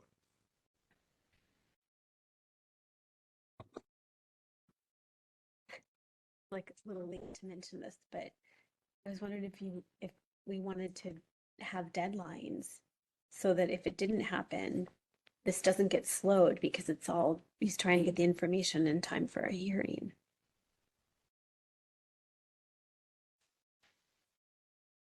I don't know. Yeah, I'm gonna, Member Stein has just pointed out that maybe we should ask for a reasonable period of time where Ms. Gasparik, could you, what do you think? Say a week? Would a week be enough that you could do those checks to get it ascertained whether those photos can be made available? Yes, a week should be sufficient. Okay, thank you. So I'll add that we, we're requesting that she do this within 1 week from today. What's today? Thank you. Wednesday. 19th. What's the date? September 19th. Okay. Oh, the 20th. September 19th. 19th. Because the hearing is on the 27th before the Board of Appeals. Actual hearing for all these. Yeah. So maybe it could be done. Anyway, it's the 27th that I have to appear, I think, in this building with those photographs, the 27th. So maybe 5 days or so. I don't know, whatever. So by the 25th, can we say that? How about having determined that actually there is this hearing coming up on the 27th? Could we move it maybe 2 days up so that we say that it's by Monday the 25th? This coming Monday? Ms. Gasparik, is that reasonable? We'll try. Okay. How about Tuesday? Yeah, I mean, Monday, Tuesday. We'll shoot for Monday. Okay, shoot for Monday Tuesday is and 1 week. by Tuesday. Today is 6 days. Oh, today's Tuesday. Oh, okay. Tuesday is a full week, but All right. Monday's Oh, better. you're right. You're right. Monday is better, and I think that I don't know if they would care to hear about this at this hearing, at the other hearing that takes place next week for him. But there's a good chance he might raise the issue that he couldn't gather the evidence because he has an existing claim before the task force.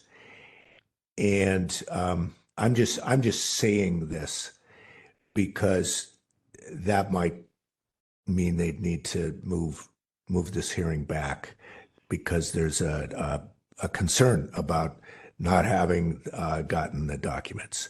But if he gets the photos by the time of the hearing, then that probably is irrelevant what I just said. Okay. Well, we've already got a passed motion, so we're done with your case, Mr. Bruno. Thank you. And I think we can go to the next item. Did we vote on that motion? Huh? Did we actually vote on that motion? I don't think we did. Okay. Yeah, we voted. Yeah. Okay, fine.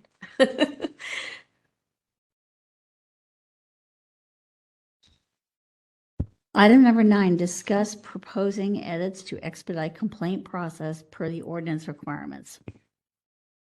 Okay, so I had thought I might have had a beautiful written presentation.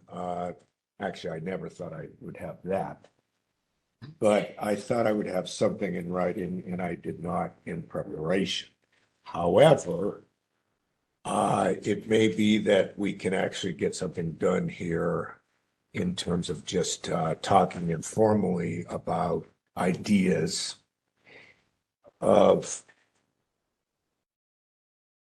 potential amendments that might come out of this committee. And I have a couple of thoughts, but I want to note that Member Stein probably has much better ideas than I have at the moment on this. I don't know about that. I have a lot of notes and I don't really want to give a lecture.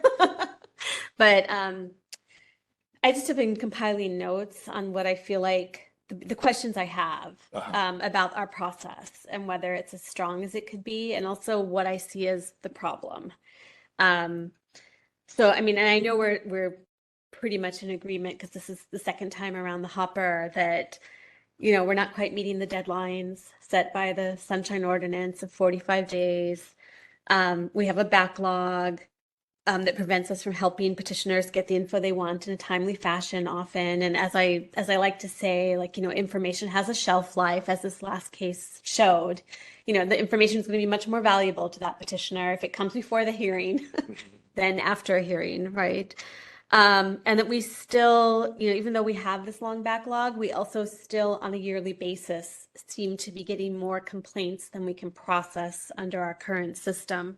So, you know, to me, you know, I think we could do a better job in terms of serving petitioners in a shorter time frame, and that we could potentially like reduce some redundancies that seem to be in the system in terms of how we process complaints, and that we could just do better in providing a kind of more equitable and timely process to all petitioners who bring complaints, right? I mean, I think we all work really hard, we try our best, but I feel like we could have better processes. And so I'm kind of just raising these issues in the spirit of these are questions I have. I don't really have a proposal at this point either. But I feel like, number one, we need more clarity about the purpose of committee review. And I feel like we have, you know, different ideas, like this whole thing about deciding whether you know, the documents are public or there's jurisdiction. That's kind of one purpose. I'm not sure that purpose is best served by having it come to a committee. Like that purpose could be served by seeing whether there's even a dispute among the parties on these two questions. And if there's not a dispute, then we probably don't need to be hearing it for jurisdiction and, you know, public document. So that's one thing.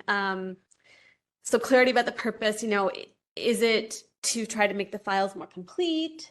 Is it to, you know, and if so, I'll say, you know, sometimes we do give advice to add material to the files, but it often doesn't happen anyway. And I see the same file again when it goes to the full task force without whatever suggestions were made. So I'm not sure if there's how much value there is in that if the files don't really change with our suggestions. There's the whole thing about making recommendations, but these are just very, you know, weak recommendations. There's deciding whether it should go to a consent calendar or not. That seems to be kind of the range of purposes that's there in the committee. And I'm just not sure, you know, how valuable they are, how many of them are really being served in this process of being heard by a committee. So that's one question I have. Like, what is the purpose of things going to committee? Is going to committee the best way to serve those purposes, right? You know, so one idea is, you know, respondents could be given a checkoff document that asks if they agree the records are public, if they agree that this is under our jurisdiction, and if there's no dispute there, maybe that shouldn't be one of our purposes. I also think that it also matters whether records have been withheld or not, in terms of whether we could maybe make a definitive determination in committee. And that's something I'd like to raise too. Maybe there should be some types of cases that can just be determined in committee without going to the full task force. And I might say that, you know, if there's no disagreement about the jurisdiction, publicness of the records, maybe if there's no documents that are outstanding, maybe we could make determinative decisions, right? And that would be adding something to how we currently handle things in committee. And I feel like that could be an important thing to consider because, at least from the annual report, half of our cases have to do with timeliness. And I would suspect that many of those cases, the documents have been provided. There's not much of a dispute about the facts. Like, it seems easy to determine timeliness cases, especially where documents have been fully provided, right? So, I have questions like, maybe things don't need to go before committee at all. Maybe they just need to go to the full task force and committees could be doing other things. Or if they're going to go before the committee, maybe we need to rethink what it is that the committee is doing and the scope of the decision making. In my ideal world, even if it still goes to committee, in my ideal world, it would go to committee and then it would go straight to the full task force after committee, all within 45 days. Or be decided within 45 days. And I'm just thinking, like, how can we achieve that, right? So those are things I'm thinking about. I'm also kind of thinking about, and I'm not sure, like, this could be very unpopular, but I'm just thinking about how many cases or complaints should one person be able to either file or have heard in a year? And I just raised this because last year, half of our cases came from just 3 petitioners. And we do have this backlog, which means that we can't equitably get to everybody quickly enough. And so I'm almost wondering, and there probably is no appetite for it, but I just want to throw it out as an idea. Could we consider limiting the number of complaints that people can bring in a year, or how we prioritize the number of complaints we would prioritize in the normal process in that year? These are just like ideas thoughts that have occurred to me in thinking about, like, how can we improve this process? So I kind of gave a lecture, but it's just really a lot of questions. Thank you, Professor. Okay. And I am at least in agreement with just about everything you just said, and yet my positions have probably been stated before are maybe sometimes even more extreme in terms of change. I think that there's 2 impressions that I've gotten that seem like hurdles to me that I don't quite understand them, and yet they seem to be things that are almost going to defeat any attempt at really addressing what I think are some pretty fundamental issues. One is I think that there may be lip service to one idea that I have, and I'm not saying that you, Member Stein, are necessarily part of the difficulty that I'm describing, but I get a sense that whenever I mention, among other task force members, that I'm very concerned that people have to wait a year or 2 to get these decisions, I don't really get a sense of them even seeing what I'm talking about. The second is that it has struck me that there are certain provisions of the ordinance that I read a certain way, but other members of the task force do not. And I still have not quite understood. Maybe I haven't explained why I feel certain provisions mean a certain thing. Maybe I haven't done that enough, but I don't know if I've heard from other people. One example is the word shall. Mm-hmm. And I have always thought, maybe I've assumed that the word shall is clear, but maybe I'm jumping to some level of conclusion that I shouldn't. But that has been an obstacle to me because I think there are several points in the ordinance where the law says we shall, as a task force, do certain things. And I myself don't see any way around that, really. And I think that maybe we all have like a desire, a vision of like what should be happening here. What should we be accomplishing? How we should be doing it. But I think sometimes the desire differs from what the law says that we're supposed to be doing here. And I think this is an example of something that maybe people, you tell them that they shall do something in 45 days, and it's like, well, that's not in my vision. that's not in my perception of how things look to me in my ideal world. I don't know. So those are kind of the stumbling blocks that I see, and it feels like if I can't get some sense of how to attack those, I'm not quite sure how to appeal to people to actually enact changes. Because if I think I see like a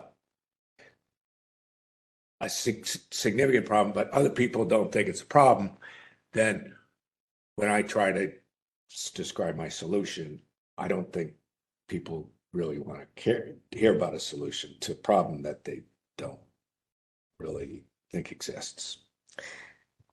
I read it a little bit differently. Of course, it's just my interpretation, but I just feel like, and I feel like there's a history there that we weren't necessarily part of because a lot of people have been members of the task force longer than we have. I think they set up certain processes as a way to try to, minimally meet the rule that like something will get heard within 45 days through committee as a way to, in part, it seems like to try to follow what the law is asking for. And then I just feel like there's a process inertia on top of that. And also not a clear, I think people are and again, this is maybe the optimist in me. I think that if they were presented with a kind of complete vision of how the process could be changed to better meet that rule than the current one, I do think there would be openness to it. But I think there's a process inertia about like why change it if we don't know how to exactly fix it. Mm-hmm. And if the vision for fixing it has any like ambiguity or lack of clarity or, questions that can't be answered exactly, I think then that just feeds into the process inertia. But I feel like if we actually could come up with some changes, and maybe it's even incremental, because part of me wonders whether committees should exist for processing the cases. They're not mentioned in the ordinance to that purpose, but maybe an interim step is to say, well, certain cases, like timeliness cases where there's no dispute and blah, blah, blah, maybe that could just be sort of taken off the table of something that has to go to the full task force and could become something done by the committee. But maybe, somewhere down the line, you wouldn't even want the committees. I don't know, like maybe it could be done in different ways of just trying to streamline it bit by bit until it becomes a less redundant process. So I think where the proposal kind of failed last time was that there was just questions that weren't quite answered, and a little bit of confusion about how they could be, the process could be concretely, put into place, right? There were just a few points of ambiguity, but then that just fed into the inertia. Like, well, if we can't figure it out, let's just leave it. Yeah, yeah. Yeah, I mean, generally, that sounds pretty accurate. Yeah, process inertia. I think that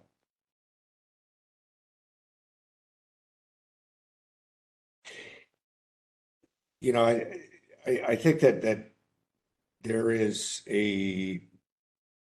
almost like a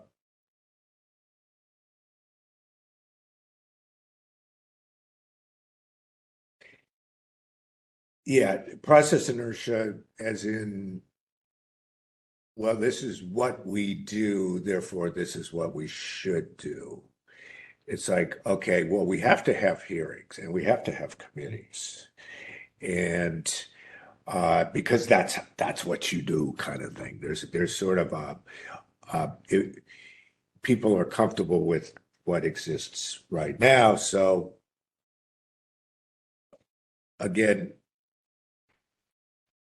I don't see anything in terms of like real desire to, and since Anonymous dismissed all his cases, the balance sheet looks better. It looks somewhat better.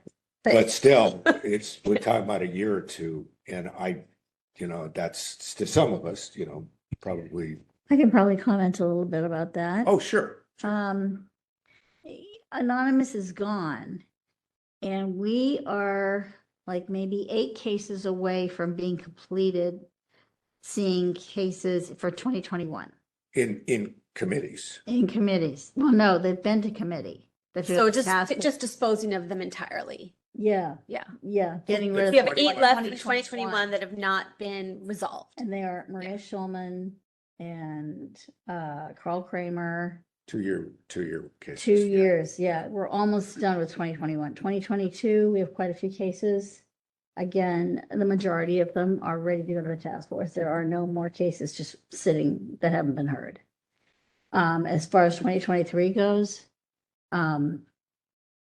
we're getting cases. Again, this is the summer. So we're not getting we're not getting a huge influx like we would normally get like in March or April. It's slower now because of the holidays. And I expect that to pick up in October, November, and December. And again, we'll be through another holiday season, but we're making progress. I mean, we are. We've got 85 cases total this year so far for 2023. But we only hear like 55 cases. We only heard 55 cases last year. So if we've gotten 85 for this year, then we still have more than we can process in the same calendar year. But I was going to say, I feel like, and I could be wrong about this, but just my memory of the last time we proposed this, I think where things got hung up was, this idea that we would have just members kind of separately reading cases and trying to make determinations if they needed a hearing. And I think that's like the crux of a lot of these problems, right? Like when I try to imagine, okay, how would we determine if something needed a hearing if it went just straight to the full task force? Well, it could be a situation where the full task force looks at the cases before them or that have been filed and says, okay, this one probably needs a hearing. This one, they haven't requested it, and we think we can decide it without a hearing. There might be various ways that the full task force can just decide cases without full-on hearings, or decide that certain ones need hearings, or accept certain petitions to have a full hearing, but other things could just be decided, right? Or that's something that could be devolved into committees. I feel like there still needs to be a process where you just decide like what needs a full hearing and what doesn't, if you assume that hearings are a may question and not a shall question, right? Which is what the ordinance says. Like, you may do this thing. It doesn't mandate that we do it for every single complaint. But it still has to be kind of looked over and decided on somewhere, either full task force or committee. But I think last time there was a lot of discomfort with the idea that, oh, we'll just, kind of assign these things to different people and they can sort of make a decision in this way. So maybe people are more comfortable doing this work in a committee than doing it decentralized. And so maybe that's the way to approach it. But maybe there were other objections too, or other issues that you feel like hung up that last proposal.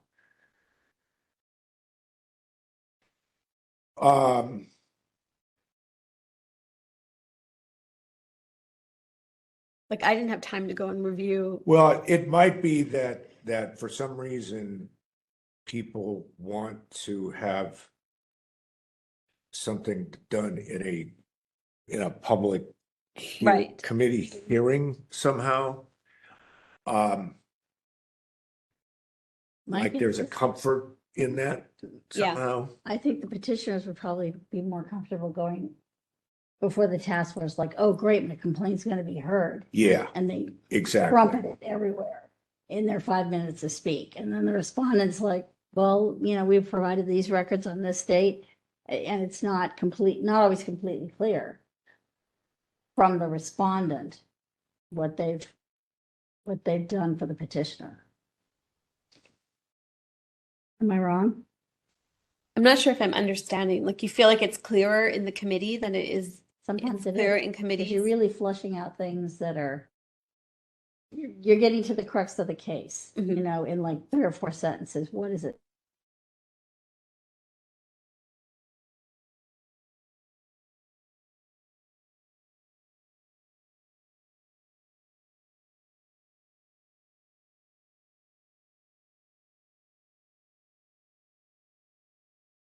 Why that has to happen in a noticed monthly hearing. That could be a function that could be performed by someone making a phone call. Like we could have, if there's 11 people on this task force, we could just dole it out and say, okay, each one of us is going to call, one respondent a month and talk to them and say, what's the deal here? Yeah. And I don't know if there's any, I can't imagine there's any reason why we couldn't be doing things much more directly than having to, bandy it about here. Well, except for the point that you made, which is that I feel like, people feel like they want the process to be participatory and they want the process to be transparent, right? So that's kind of an argument for why where some of the objection might be to just having individual members take on cases as kind of like an advocate or a representative or whatever, and then bringing it to the task force. But well, the cost to me, the cost of having multiple public hearings is clear, which is that it takes you a year or 2 to get your documents. And that's a trade-off. And I think that if one is realistic, you're either choosing one or the other. But to me, if you're choosing to do all this in committee, then you're screwing people who want their records in 45 days. And they have the law. The law says that they're entitled to something that they're not getting. That's my view on it is, if we want to add a bunch of comfort so that people think everything's transparent, well, there's a cost to that because we only have so many hearing days. And we can see that, the best I've ever seen is that we're behind by a year or 2. I've seen cases that have been sitting around for 2 years. And, that may sound okay to me and you, but I'll tell you, this guy, if we told him he had to wait 2 years for his photos, I don't think he's going to be too happy about that. I do what I can to light a fire under the respondent. I'll get an email from a petitioner who will say, I've been waiting for my documents, and I think, oh, yeah, I'm going to tell the respondent, fire department, whoever, did you see this particular request? Because they're looking for their records and I get within an hour, I get oh, great, Yeah. thank you, we'll take care of it. And I Yeah. do that as much as I possibly can. Yeah, I mean, I could see like, we could take turns and, like I could be the ombudsman of the month. And so I get a list of new petitioners. I call them up and I say, what do you want? And I figure out, and then I call the respondent. I say, well, I think this is what they want. What's going on over there? And this is kind of what you do. So I'm somewhat, just adding another layer of the same. You do it, maybe someone else does it. But it seems to me that we're trying to use this to do that. In some cases, not all cases, some cases. And I think that that's it doesn't serve those people who want something in less than a year and a half. That's and I don't know anyone who wants something in more than a year and a half. I've never met a person who wants. And we get a lot of people who are angry because it's taken so long. Yeah. Yes. And I think there's an unknown statistic, which is the people who give up, the people who either say at the outset, I'm not going to wait a year and a half for this. Why would I do that? I don't want to go to these hearings. I don't want to sit on the phone for this and wait. And then I get my records a year and a half later, or else in the process, they walk away. It's like, this is ridiculous. I should have got, they may not say, I should have gotten my stuff in 45 days. But on the other hand, that delay maybe causes them to say, I'm not gonna stay. I'm not entirely sure that happens as frequently as you think, because think about all the people who have been no-shows, who have fairly new cases. Their cases, that we would bring here as Yeah. the complaint committee being the first committee, and they're a no-show. Yeah. So we schedule a second time, they're a no-show, we close it immediately. Yeah, And then I don't let them know. I don't It's been know. Closed. So you have 60 days to tell me if you want to reopen it. And if I don't get a response, a lot of times, so Maria Schulman always responds when I've closed her cases. Yeah. But there's that too. Well, I'm saying that I don't know what that number is. It's pure, you can speculate on how many people are out there like that. There's no way of knowing how many there are. But I'm saying that there is a number, whether it's zero, it's probably not zero. It's something. And so there's a disincentive, in other words, to sitting through a process that takes you a year and a half, which is maybe about what the average is right now, from filing a claim to actually. It's 200 days. That's the actual average from last year. That was what was in the report. 200 days. No. Average Yeah. to get Cases what? take an average of 200 days to resolve. But From the time they're filed to the time there's a resolution, a decision. But okay, that number would include someone who gave up after 30 days. That would bring down the average. Yeah, that's true. I'm talking about someone Yeah. who has to push their case and actually go before the full task force. Someone who is going to actually go through that. That's one where I think it's about 18 months to get to that point right now.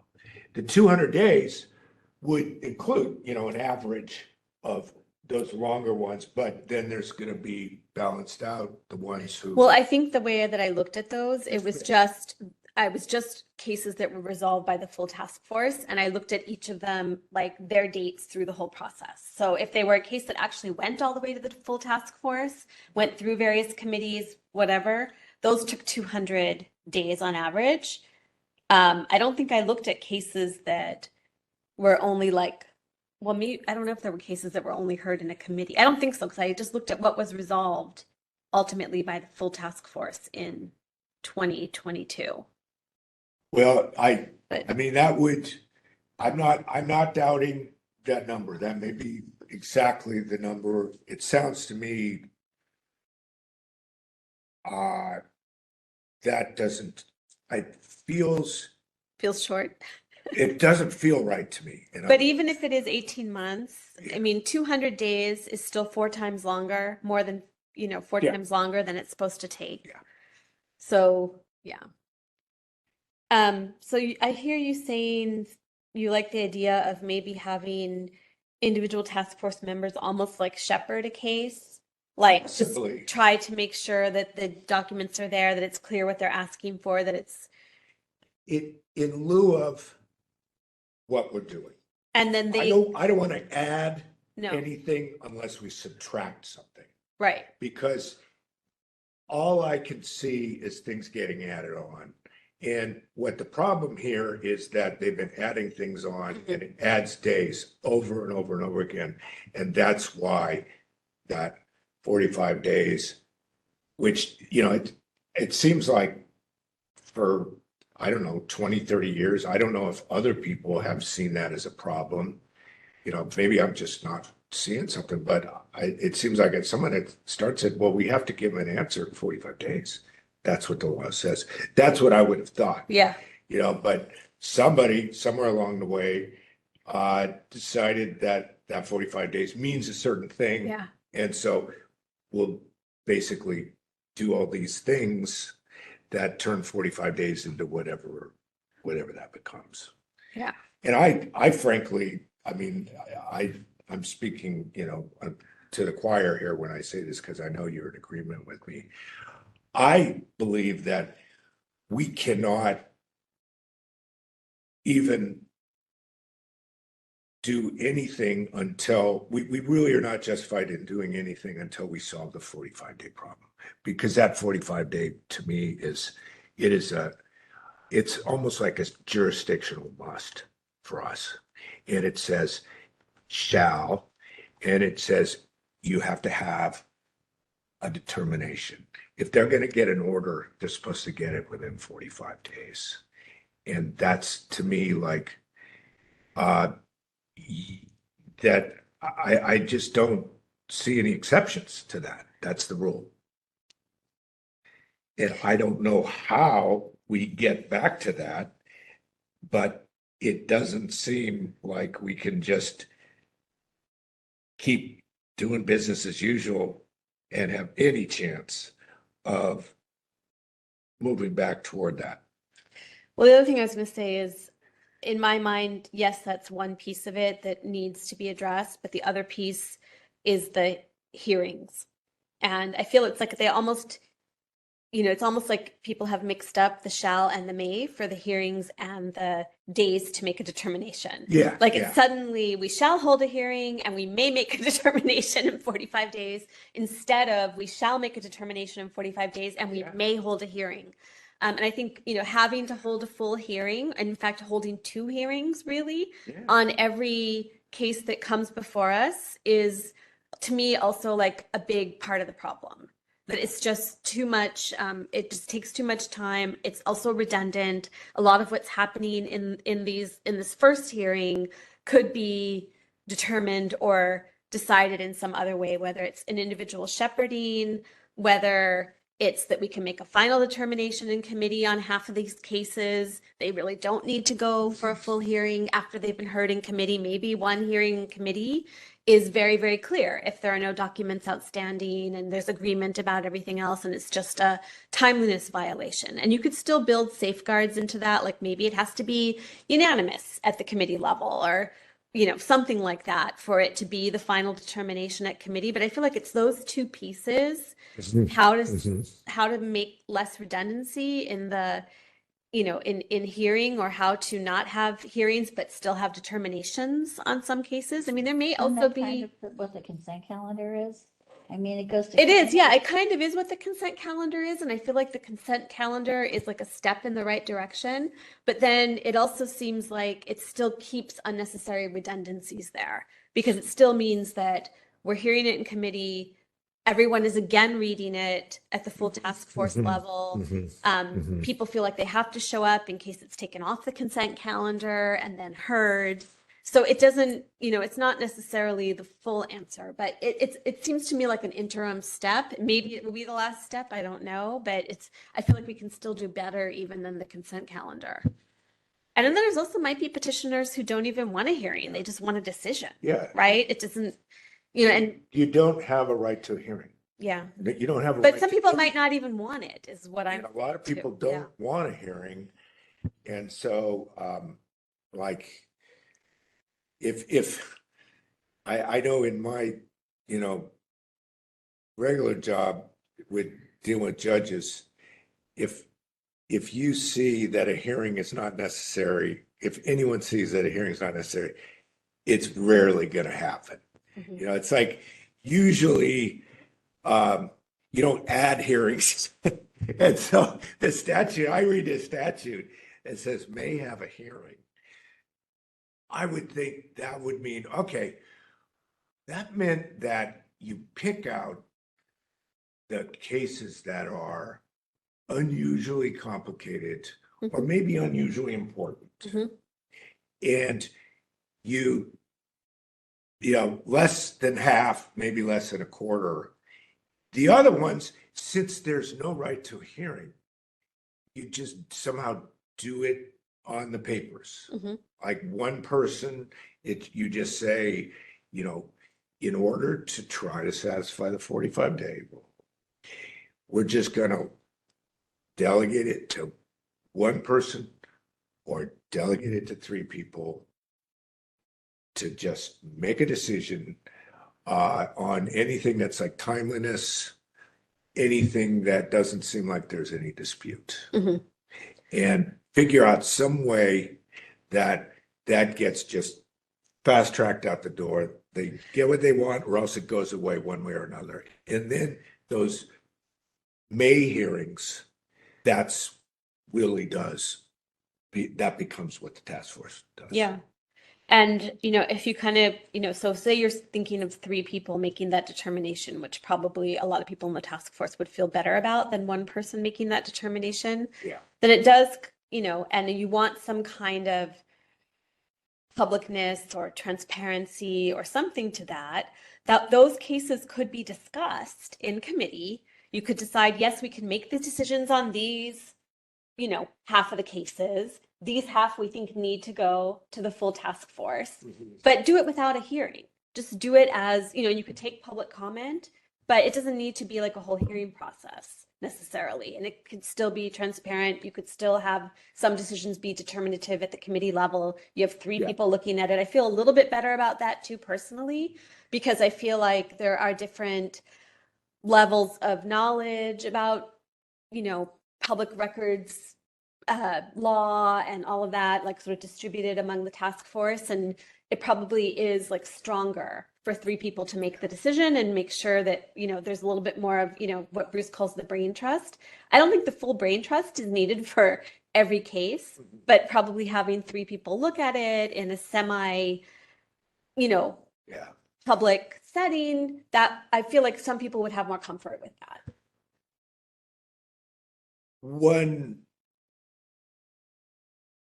way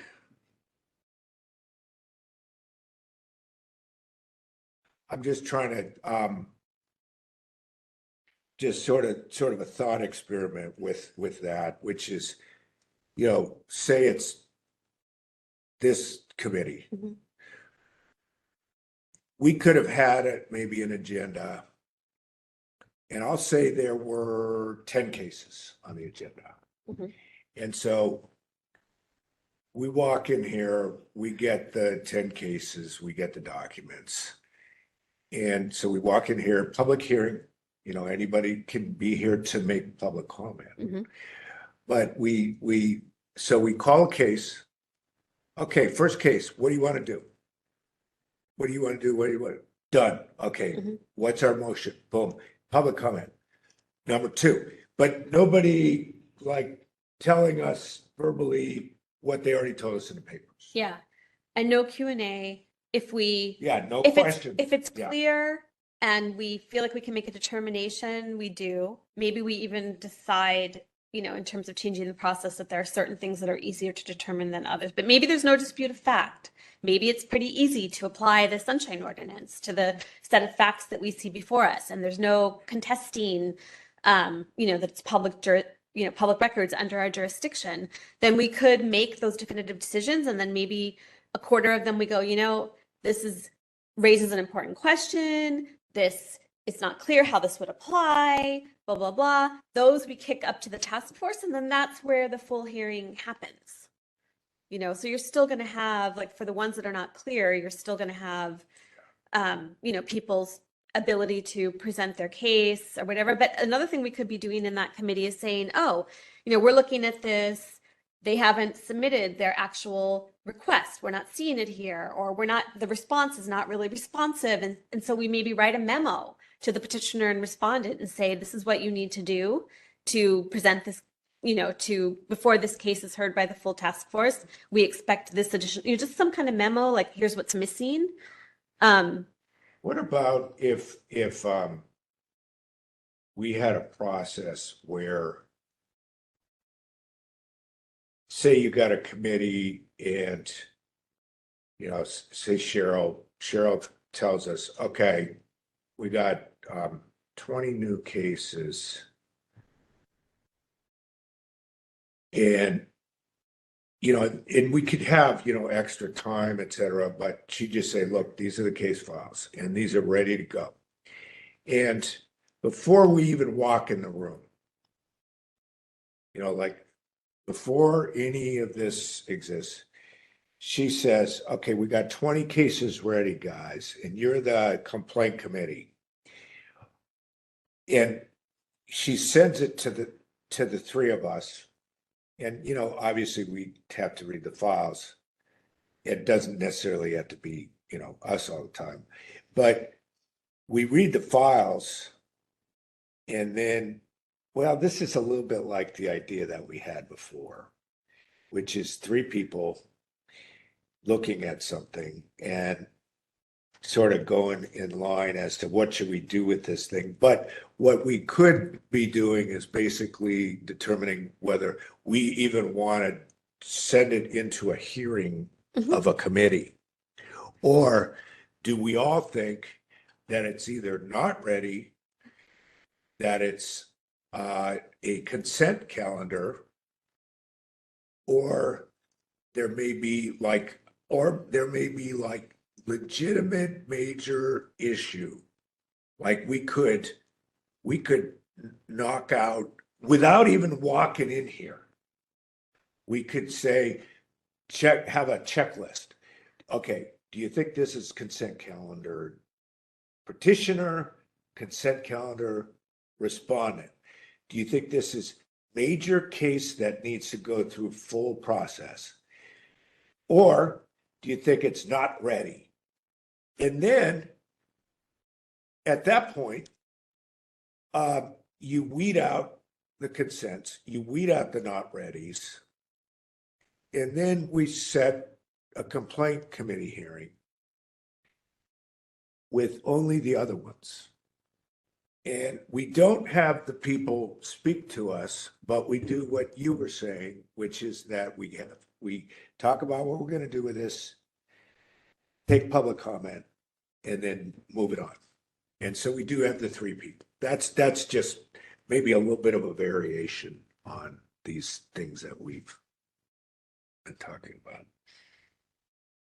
Yeah, I think there will be people who want the discussion of whether it's for consent or whether it's, you know, not ready or needs the full process. There are people who are going to say we want to see that happen in the public meeting with some, you know, with transparency and publicness to it. Of course, yeah, I agree. There would be a lot of people who might want that. Yes. And then I would say, you said then set a committee hearing. I would say if a hearing needs to be set, it would be a full task force hearing, or if it could be decided in committee, then decided at that point. If we decide that committees can make definitive decisions. Although I want to distinguish between did they have a right to it versus what do they want?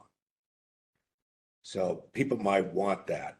And I believe you that, like, I mean, I'm with you that generally we want more transparency. Mm-hmm. But I think anything that we do to try to get closer to the 45-day, somebody's gonna feel like their ox is gored. Somebody's gonna feel like they're losing out on something. If we change it so that we can try to get down to that 45-day thing, somebody's gonna say, oh, somebody's gonna scream bloody murder that, well, the public doesn't get to do this. They don't get to have 2 hearings so that Peter Warfield can have public comment 5 times on there's going to be someone who's going to be unhappy about it. I think we have to be discerning about, okay, we can, we're going to try to give people an opportunity, but there's sometimes where we just can't just like give luxurious levels, the kind of luxurious levels of public comment, which lead you to have an 18-month backlog. That's kind of my. So you're talking about shorter public comment. Well, or less public hearings of things where people are commenting, multiple times on a case they know nothing about. Yeah. That's Peter. Yeah. And If he had been commenting at our last task force meeting, that would have been an additional hour. Yeah. It would have been. Yeah. He had probably about an hour. Yeah. Do you think that there are cases that, and I know, I can't remember who it is. One of our, I know it's been mentioned in the full meeting that in the past, there were times when committees were able to make the final determinations. That's the legend. Yeah. I've heard that. Do you think that there are certain criteria that could be put in place that would sort of guide what we think committees could determine versus not determine? I think that that could be a great way to go. That to me is to me, like, we can go about 10 different ways. And that's another great way to go, is let's give it to a committee. Because to me, the value of getting us in compliance with the ordinance is so great that I'm willing to only have 3 task force members make the decision on any case. I want to see people get their shit in a month and a half. And I don't think that, 3 people of this group are going to make the wrong decision. I think that we can do that. Boom, 45 days, done.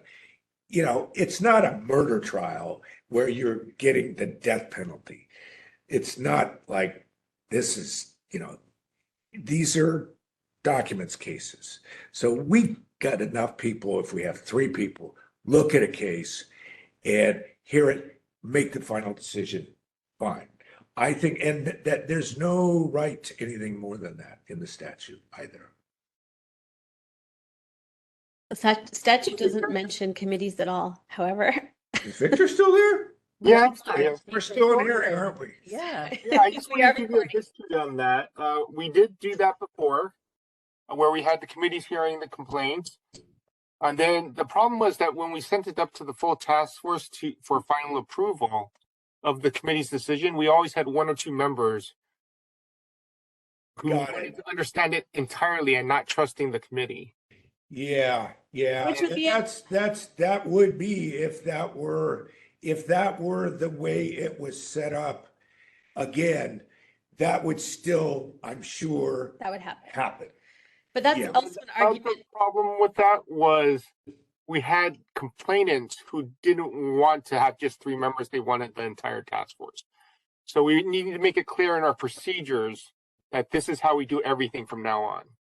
And the Yeah. full task force needs to authorize the committee to make decisions. Yeah, yeah. I think that we'd have to really make it like a strong final that it's 3 and done. And then we can have multiple committees working on cases, deciding them here, deciding them there. And, to me, it's like, if I don't have to hear some case that 3 other people are deciding, that just frees me up to do something substantive instead. A lot of what you're talking about is what is accomplished at compliance. Lila makes a decision. Does this return to the task force, or this is what we are determining happened, and we're closing the case? And that's a lot of what she does. Yeah. She doesn't get the volume that complaint committee does because she only meets every other month. But she tries to make that part of her foundation. Okay. Yeah. Well, that's good. That's good. But again, I'll just say, like, that's like that's one radical position, right? One radical position is committees just decided. Yeah. Or another radical position is no more committees. The task force just decides it, and it doesn't go to committee at all, right? And then there's like this half-step measure of maybe certain kinds of cases, like timeliness violations with whatever other things in place. Those can just be decided in committee.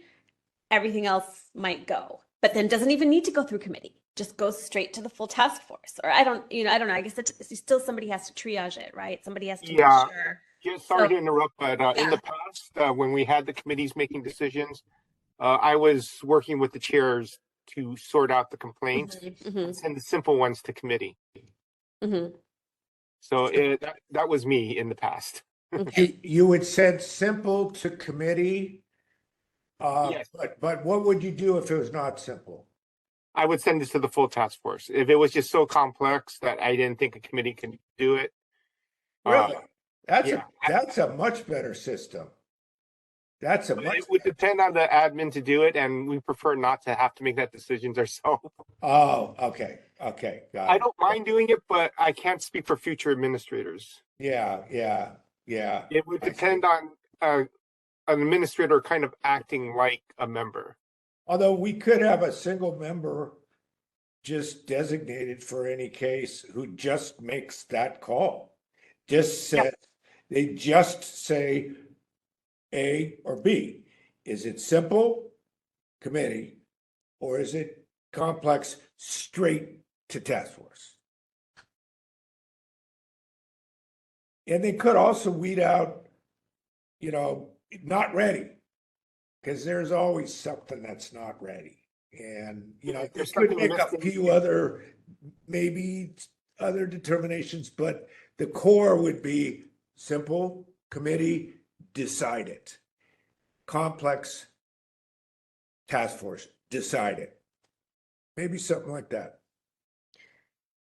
So trying to think about it. So like, suppose you got the new cases and you divided them equally among all the task force members, and individuals looked at them, said, okay, we think this is straightforward. No disagreement about facts. It's about an easy to apply aspect of the ordinance. We're going to send this one to committee. This one looks too messy, whatever. We think this needs to go to full task force, or this one is not ready. I need to phone the petitioner or the respondent and say, hey, you need to get this in, or whatever. If we have, 85 cases in this year, and we have how many task force members? Like over a year, you might need to handle 8 cases as a kind of shepherd of those cases and triaging where they go. And, even that you could say, oh, this is simple. It can go in front of the committee, and it can go in front of the committee, and the committee can go, oh, hang on, this is actually more complicated than we thought. We'll kick it up to the full task force, or, oh, yeah, we can decide this. no problem. And this is the definitive decision. But then I think it probably, you know, if it then goes, I don't think those necessarily then need to go for any review to the full task force or to a consent calendar. It would be a different system, but it would be streamlining it. Yeah. And like I said, you know, just based on what I looked at from 2022, half our cases were timeliness violations. Yeah. Those are Yeah. pretty clear. Yeah. It's like, generally either they did or they didn't. And what can you do? You know, it's like 10 days or it's 11 days. And yeah.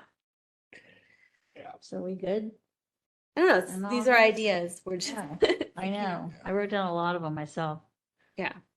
Yeah. Well,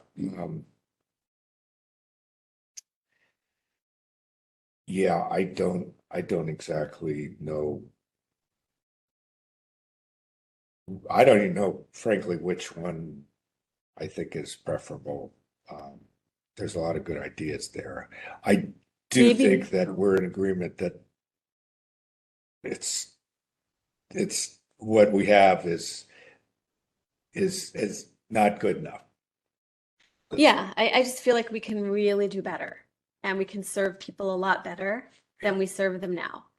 And, you know, in my dream vision of what we're doing in this task force, of course, we're resolving complaints and helping people get their information, but I feel like we're also, you know, spreading the word about freedom of information and public records requests in the city. We're maybe going out and talking to different groups and trying to expand the breadth of who is aware of the Sunshine Ordinance, who can use the Sunshine Ordinance, making it really more of an equitable tool. Like, it disturbs me that it's like 3 people are half of our cases, and that there are large swaths of the city that probably don't know this exists and don't know how to make a sunshine request and have important information they might need too if they knew about it. You know, and I just feel like that work is not getting done.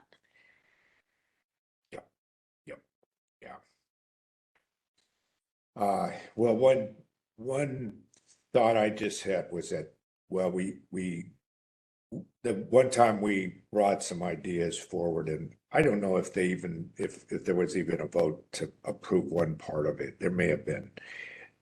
Maybe that's where the consent thing got expanded, but all the other stuff got rejected. We kind of put it into parts. So we could like think about, should we propose different like pieces individually of a new system, or do we try to put it all in one package and say, okay, this is what is the new great thing that everyone should vote for? You know, I don't know. It seemed like I thought the last time around we were sort of like, okay, I'll pick 1 and 2, but not 3 and 4. I thought maybe that's the way it was going to play out, shopping kind of thing. But I don't know how much I would feel confident about doing it's all right here, full scheme, everything all laid out. And this is how all the different parts of the machine operate together. I just think that the nature of this task force is people are all going to have an objection of some kind to some part of that. And it would result in everybody having a reason why they didn't want that big new scheme. I don't know. I don't know what's the better way to propose changes.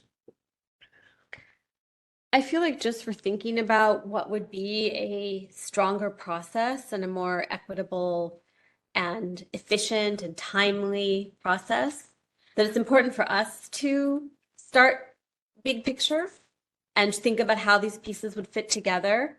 But then we could, break it into components and have, here's ideally how it would work across these different components. But if that's not acceptable, then here's another way it could work. Or, maybe that's still too big, but I didn't want to start this this discussion by looking at the rules that were already in place and thinking about how to tweak them, because I think the problem is greater than that. Yeah. And I felt like that would be too limiting, and that just from a vision point of view, that we really should think about how do we make this process more efficient and workable. Yeah. And then, what are the component parts? What's our A list? What we think is the best way to do it. If that's not acceptable because it's not public enough or this or that, what's the B list? What are the safeguards that we would put in?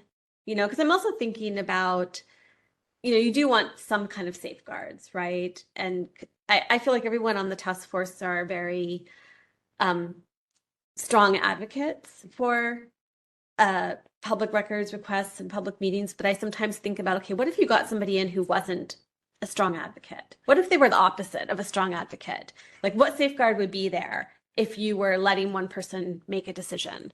You know what I mean? So Yeah. So I do want to think about that component as well. Yeah. That's true. That's true. Though, yeah, I guess I'm not quite sure if that was ever on the table. Did I say that? Like, let any one person decide a case? Well, the idea was having like individual shepherd kind Shepherd. of, yeah, I'm calling it shepherd, but letting individuals look at a case and say, okay, this is simple enough. This can be just be decided in committee versus, Yeah. Yeah. I think that's a good idea in theory, but I just want to think like, oh, what if you had somebody who was trying to game that? Or I don't think we have anyone like that, but I just want the process to be strong, right? Yeah. And safe. We could, with any of these little parts, we could create a sort of a like, say, we could create things like burdens. We could create like if in doubt, you should rule in favor of such and such. You should rule in favor of a full hearing. Mhm. We could do that kind of thing, and we could give guidelines of these are factors to consider, multiple factor tests in determining what's a complex case as opposed to a simple case. You look at this, you look at that, whatever. Right? And so we could specify certain things in a rule so that people aren't just going blind, going in blind, trying to do these new functions.